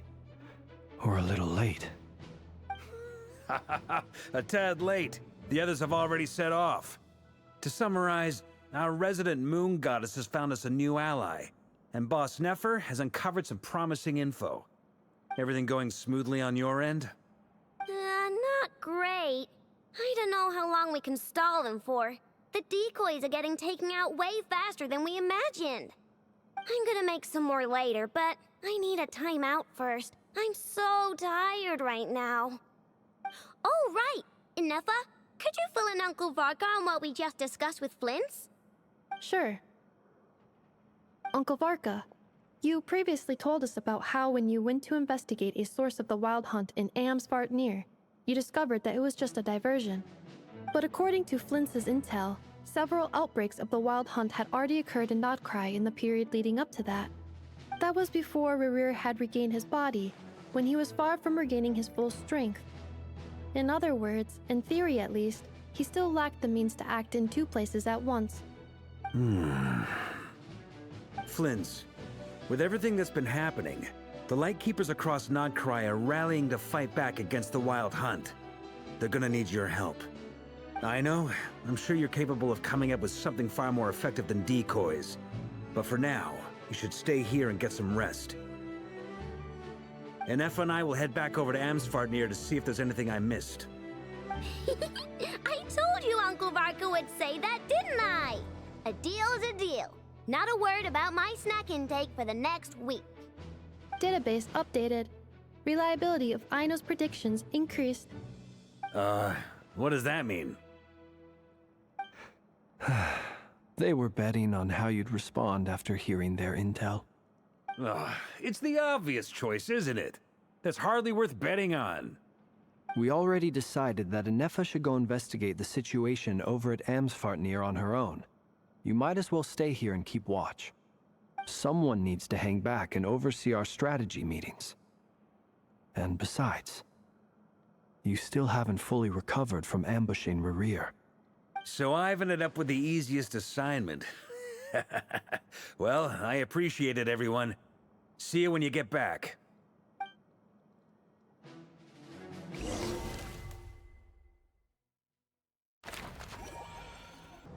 Here, this will serve as a good spot to cross over. Arlecchino, hold up a second. Since you brought us all this way, would you mind telling us what you've got planned? We still haven't got the slightest idea what's going on here. And if even Columbina doesn't know where the iridescent moon's marrow is, how do you? Simple. Because I am an inheritor of the royal bloodline of the Crimson Moon, and one of the last surviving embers of the 2 worlds' flames. Huh? Are you serious? As in, you're a descendant of that Crimson Moon dynasty we were just talking about? The one from ancient Conria? Your surprise is understandable. I was also taken aback when I first learned of it. But the more I thought about it, the more I realized the signs had been there all along. When I was young, I discovered I could wield a very special kind of fire. It coursed like blood through my veins and smoldered away inside my nerves. What's more, whenever I experienced strong bursts of emotion or drew too deeply on this power, it was like some kind of presence within the fire would begin to gnaw away at me, consuming me from the inside out. Exactly. That is why my hands are like this, too. At first, I saw it only as a curse, but once I became a harbinger, the Jester apprised me of the truth. Together with my own investigations, over the past few years, there are several things that I have gradually come to understand. For instance, take the so-called Crimson Moon. In truth, it is nothing more than the shattered remnants of the iridescent moon, fused with the abyss to prolong its lifespan. Since this blood flame was bestowed upon me by the Crimson Moon, it is a fusion of the iridescent moon's former power and the corruption of the abyss. You all understand the nature of the abyss well enough. I draw upon its power, and in return, it hungers for my soul. This strange blackness is the mark of corruption it has left behind. If I recall correctly, you once told me that if the corruption ever made it to your heart, you'd become a completely different person. Yes, and that's the reason I'm always careful not to push my power too far. It's essentially a never-ending tug-of-war. Oh, sounds intense. Anyway, the rest of my story can wait. Is there anything else about the Crimson Moon or the Iridescent Moon that you're unclear about? Paimon has a question. So, the Crimson Moon that the Carians used to worship was actually the Iridescent Moon, right? Which was one of the 3 moon sisters. Does that mean that the Conrians were to the Crimson Moon as the Frost Moon Scions are to the Frost Moon? So much of that history has been lost. We have no way of knowing exactly what they were like. But I would suspect that the Conrians weren't as devout in their moon worship as it might appear. The iridescent moon's remains simply served as their link to the Abyss. Later on, perhaps someone discovered a way to make direct contact with the Abyss. Or maybe there was some kind of ideological divide. Either way, a dissenting faction staged a coup and drove out the royal heirs of the Crimson Moon dynasty. Still, even with the dark sun looming high overhead, the Crimson Moon's glow never truly faded. If you want living proof, it's standing right before you. The first time we met, I sensed something familiar in your presence. When I looked at you, I felt I could see that mysterious red moon in the corner of my eye. In your flames, I saw its broken image, surrounded by a strange black aura. Well, I appreciate that you kept it to yourself. Much about the Crimson Moon is still a mystery, and I'd prefer not to end up as the object of an insane research project. Anyway, time is against us here, so if there's any other questions, they'll have to wait. I just want to make sure I've got one thing straight. In her letter, Sandrone mentioned that since you are unable to contain the iridescent moon's marrow yourself, you intend to leave it in my custody, correct? That's right. For now, it's the only way I can pay you back for your help. The iridescent moon is already part of who you are, so with its marrow in your possession, you'll be even more powerful than before. Deal. Then let's get started. Get what started? What does this place have to do with the Crimson Moon? When I first became a Harbinger, the Jester gave me a book called Paranhari, also known as Leobranto Inamorato. You should be able to buy a copy next time you're in Fontaine. It's a love story set in the Crimson Moon era, but setting aside the tangled romances of its characters, it also records a few interesting details. In the Crimson Moon era, or so the story goes, there was an orphanage that received children from beyond the bounds of this world, and subjected them to a peculiar induction ceremony. Beyond the bounds of this world? For real? And what kind of induction ceremony? The Crimson Moon Sages looked beyond this world for beings with powers that surpassed the gods. But fearing they might lose control, they subjected these children to a process of refinement. They made these children crawl up a fireplace and kept asking them, "Have you died? Did you see it?" Until they finally admitted to having died and seen a crimson moon. The adults embraced the children who passed the ritual, telling them, "Within the fireplace, you have traversed the flames between two worlds. Here and now, you are born anew." The book leaves much unsaid, but I suspect that this was their way of branding the children they had enrolled, leaving an indelible mark upon them so that they would forever live in the Crimson Moon's light. That explains why I can't sense the Crimson Moon's marrow in this world. It makes sense that it would be sealed in a special space that can only be accessed temporarily through some kind of ritual. But there's no fireplace here. Do you see a chimney anywhere? Oh, are we supposed to build it ourselves? Okay, fine. Paimon will go find some bricks. That won't be necessary.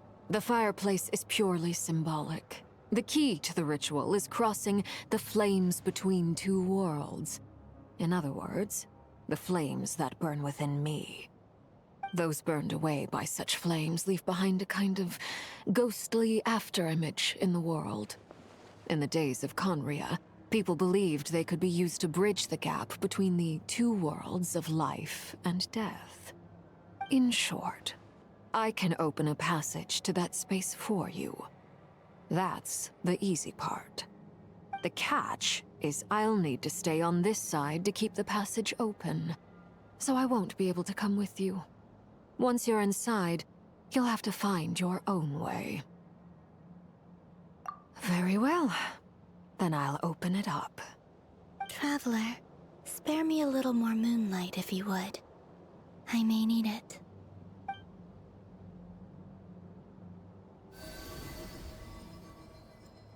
Thank you. I feel like I've recovered some of my strength now. It should be enough to move us across short distances and confront whatever dangers might await.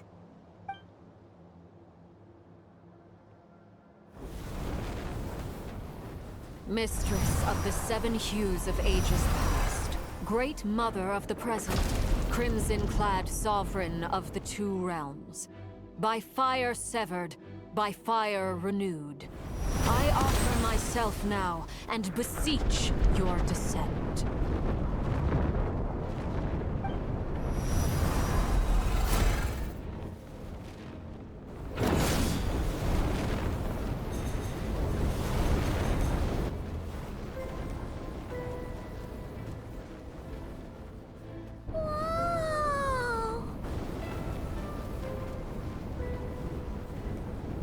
One word of advice. As you're crossing over, no matter what voices you hear, do not answer. Got it! I sense a sinister gloom inside, but also the familiar light of the moon. I feel that I am about to meet an old friend who has changed beyond all recognition. All right, let's go. Hey! Look up at the sky! A red moon! This must be the spot, right? Is that the abyss? It's practically filled the entire place! What now? What a tragic sight. Fragments of your broken body, seized by the abyss, and hung up aloft like mummified remains. Iridescent moon. Was this truly what you wished for? Careful! There's something spooky about this place. Feels like something is lurking in the fog. Haimon's right behind you. Whatever you do, don't run off without her.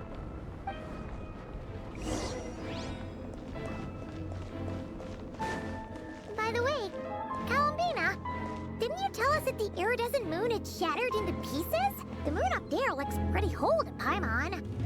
How is that possible?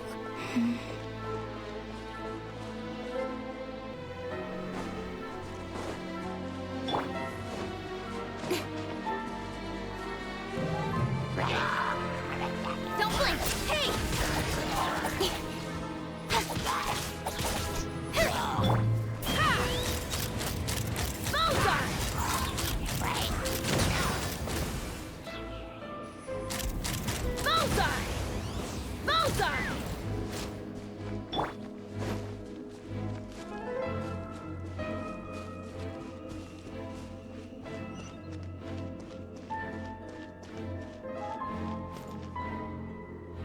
Just like I thought.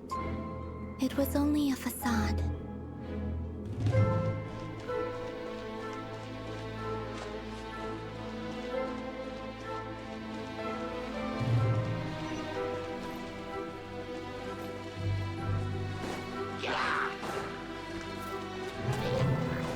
Light of the blazing sun! Rev the engines! Nowhere to hide. Incoming!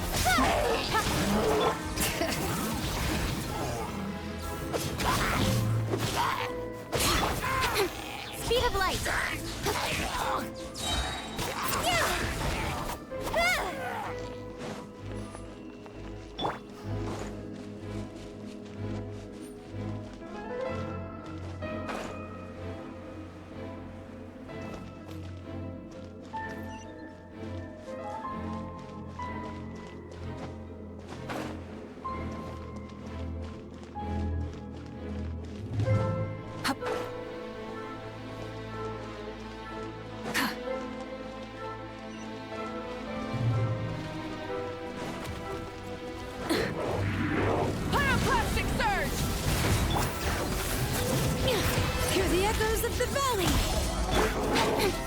comes Shadow. Hold on to your hats.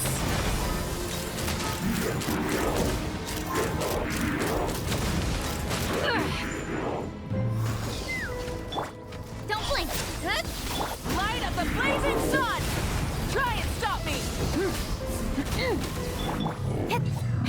Speed of light! Hey!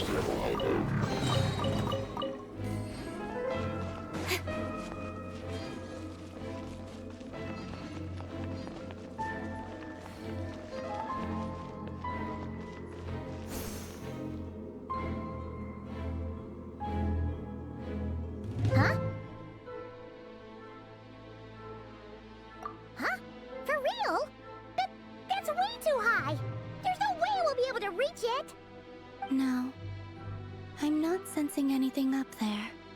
It's coming from under the mountain. Let's see... Ah! There's some kind of weird shadow over the water! Wait, see that? Looks like a mechanism of some sort. Let's check it out!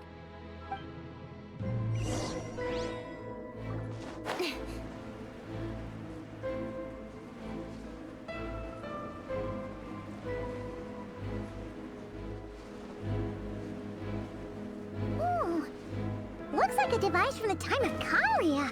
Maybe people once came here to study the Crimson Moon's domain, and they left this behind. Oh, if we can activate it, we might find some clues.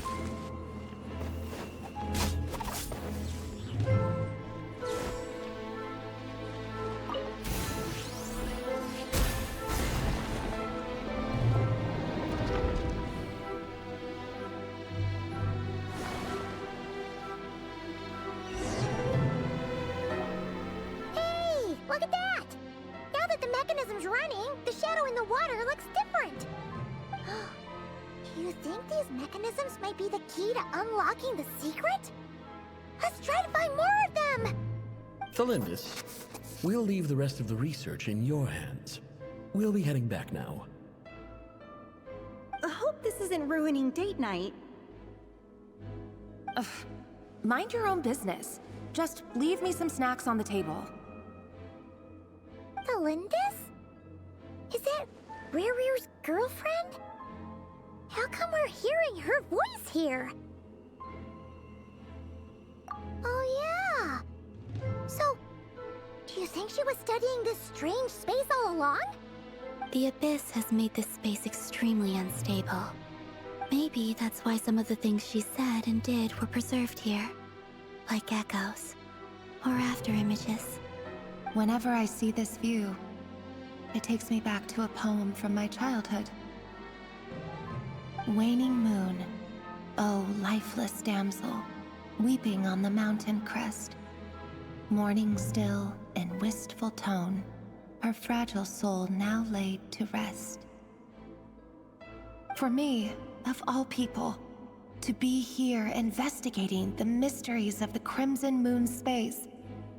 Is it a coincidence? Or something more?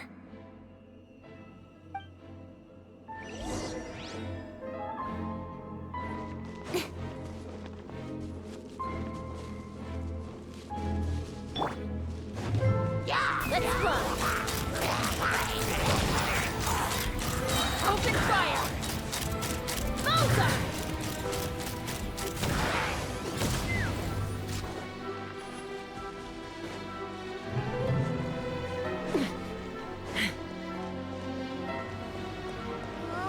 Looks like the Abyss has messed up this mechanism. We need to find a way to get it working again. Let's see if there are any other devices nearby. Fire in the hole! Ha! Open fire! Bullseye!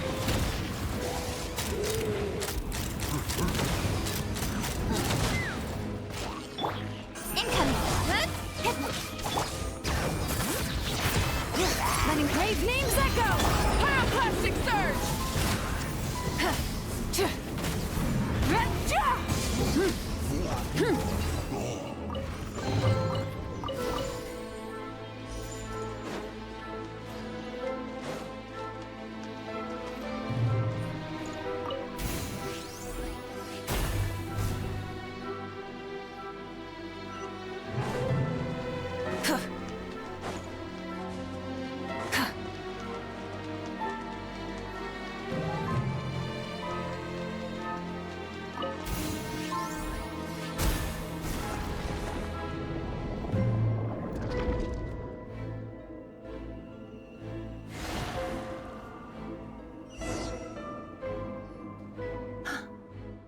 see.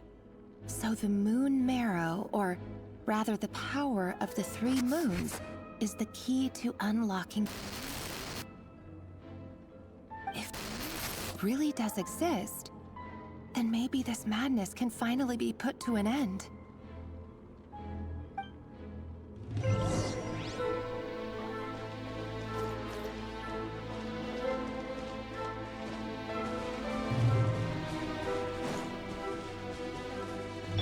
Let's fly!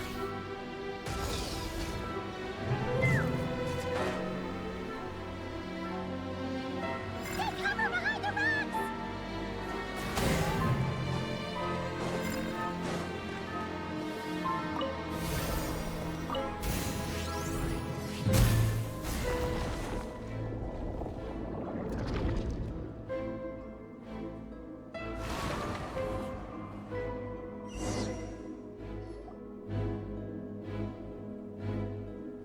With the Abyss inhibitors in place, I should be able to access the chamber with the moon marrow. Oh, Rebrier, with every step you take, you're drifting further from what you truly desire. But you're not the root of the problem. Ever since that outsider set foot in Conria, the Vinster King has sunken deeper into madness.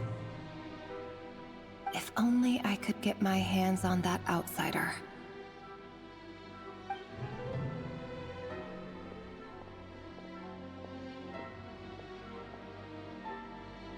Hey look! The moon's reflection is back to normal! Melindis' voice mentioned a chamber with the moon marrow. Do you think maybe it's hidden in the moon's reflection? It must be. For within it, I sense the fragile aura of a dying soul. Then there's no time to lose! Let's go!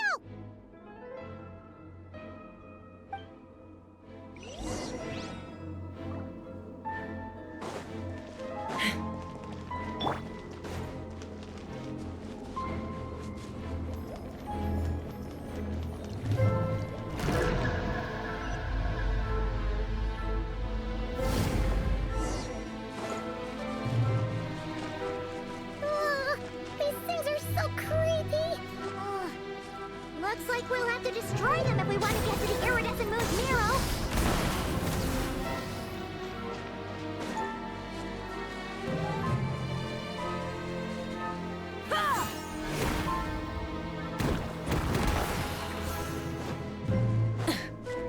That must be the iridescent moon's marrow! Oh, we'll need to destroy these things before we can reach it!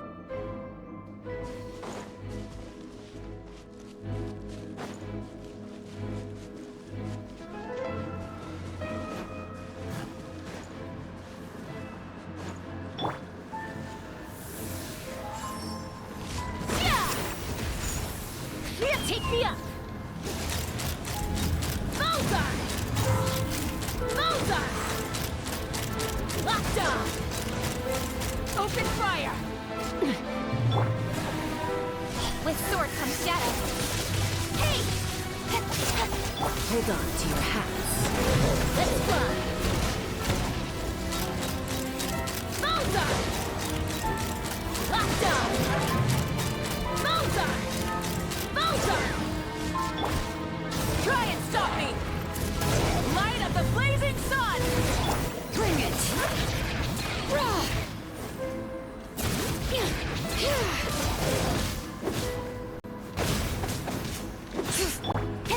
Speed of light!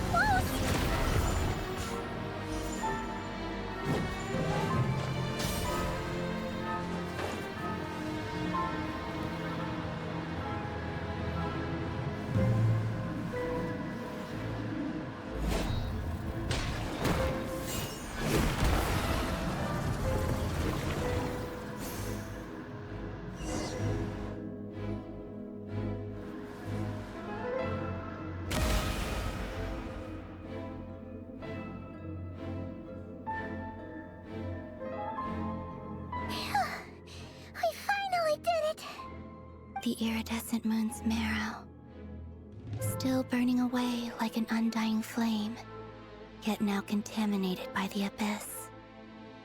It has taken on a new form entirely.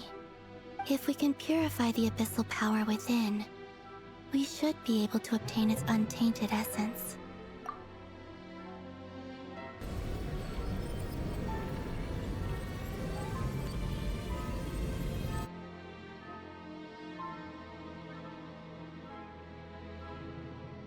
It's so cold. Is it you? Are you here? Huh? Are you talking to us? At long last, I can see you once more. Our fates have crossed, and I am finally free. I'm sorry, I lied to you. Even knowing what was to come, I still couldn't let go of the fear in my heart as death drew near.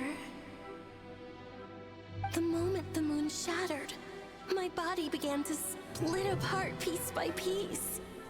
Like I was being cut into pieces by 1,000 blunt blades. My thoughts scattered as the cold crept in, but I could not bear to fade away like that. Tell me, what was it that brought you to us all that time ago? If only I had possessed your courage, then I might have been spared this torment more painful than death. You look so puzzled. That's how I felt too when I first saw you. But trust me when I say that everything happens for a reason. Farewell, Hypo.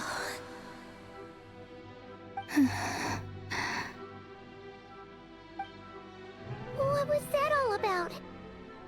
Was that the goddess of the iridescent moon? Oh, it sounded like she was speaking to a long-lost friend. But none of us have ever met her before, right? Perhaps. She took me for the goddess of the frost moon she once knew.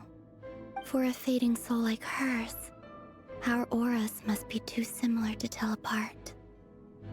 But anyway, we've got the iridescent moon's marrow now. That should help you regain your strength, right? Alright, time to leave this place and meet back up with Arlecchino. Let's go!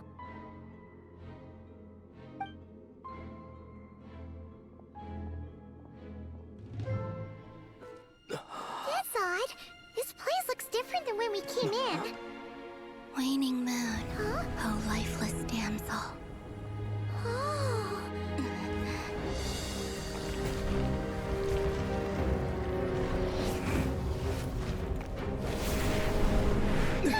Hurry! The place is collapsing! It wants to trap us here. Who's it? The abyss? Now we've taken the moon marrow. All that's left here is a dark will. It will show us no mercy.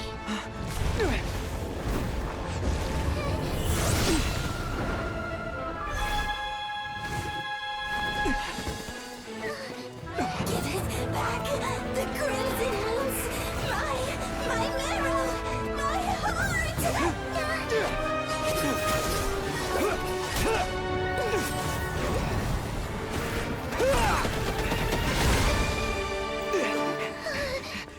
Finally! Huh? Oh no! The exit's blocked! They're back! Now what do we do? This is where you fall. Witness my rise. Hey, What are you waiting for?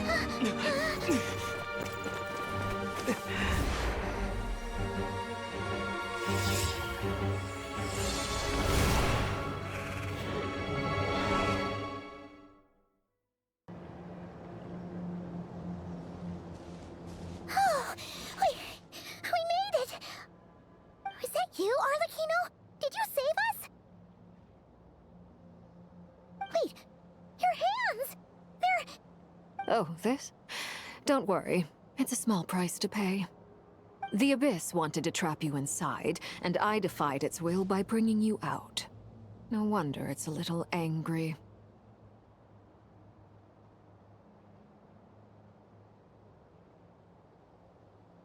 No. I have paid the price, albeit a small one, and it cannot be undone. My hands have already fused with the Abyss. Purification would simply destroy whatever's left of them. But surely... Oh, we're so sorry, Arlecchino. Paimon can't believe you'd make a sacrifice like this for us. As much as I'd like to call it a favor, the truth is I was simply holding up my end of the deal. Well, Columbina. Yes, you did your part. And as promised, I will leave the iridescent moon's marrow in your care. From this day forth, may the two worlds' flames burn ever more brightly.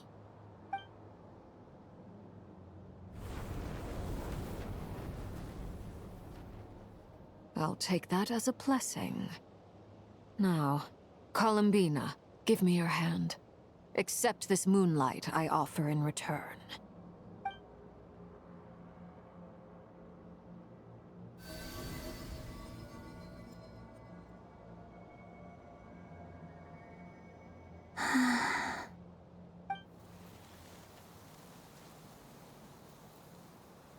Feeling stronger? Oh, hey, Columbina! Are you okay? I'm fine.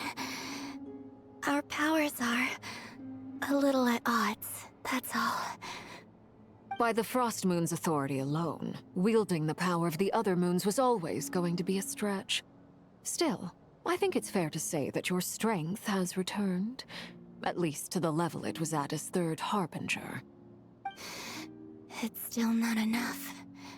There's no way I can hope to challenge Rayrear like this. Just one more ray of moonlight, if you would. It's okay. I can take it.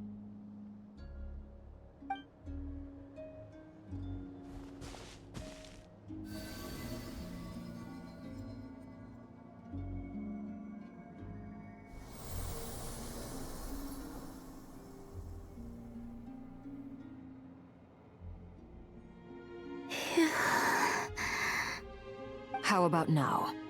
Fighting fit? At the very least, I won't have to stay hidden like before. I want to see him gone from Not Cry. The Rayhear of Solnari and his wild hunt must be sent back where they belong. Well, it's good to have something to aim for. You certainly seem more alive now than you did earlier. When I first met you, you didn't strike me as a ray of moonlight. More like a wisp of fog drifting in from who knows where, ready to scatter at the first sign of a breeze. But now, you're full of vitality, just like the Frost Moon, once the brightest of them all. May you keep shining, Columbina. This is who you are. Thank you. Look after yourself too, Arlecchino. I know you have plans of your own, and that's why you're always seeking to grow stronger. But whatever you're after, don't let the Abyss take a hold of you. I do not wish to see you go down the same path as Rayrear. I appreciate the concern, Columbina. Although perhaps it's time you took a new name. A new name? Kutar, the Moon Maiden, Columbina. They're nothing more than code names. They describe who she is and the roles she's played, but they're not her real name. We often use code names in the House of the Hearth, too. But it's knowing your real name that keeps you grounded. Up till now, you've been living a wandering life, so you've probably never really cared. All I'll say is this. Once you've defeated Rayrear, give it some thought. All right, that's it from me. I'll get you back safely first, then go meet up with Sandrone. You're I appreciate the gesture. It speaks to your good character. Anyway, let's get going. There are more urgent things to do right now than trade compliments.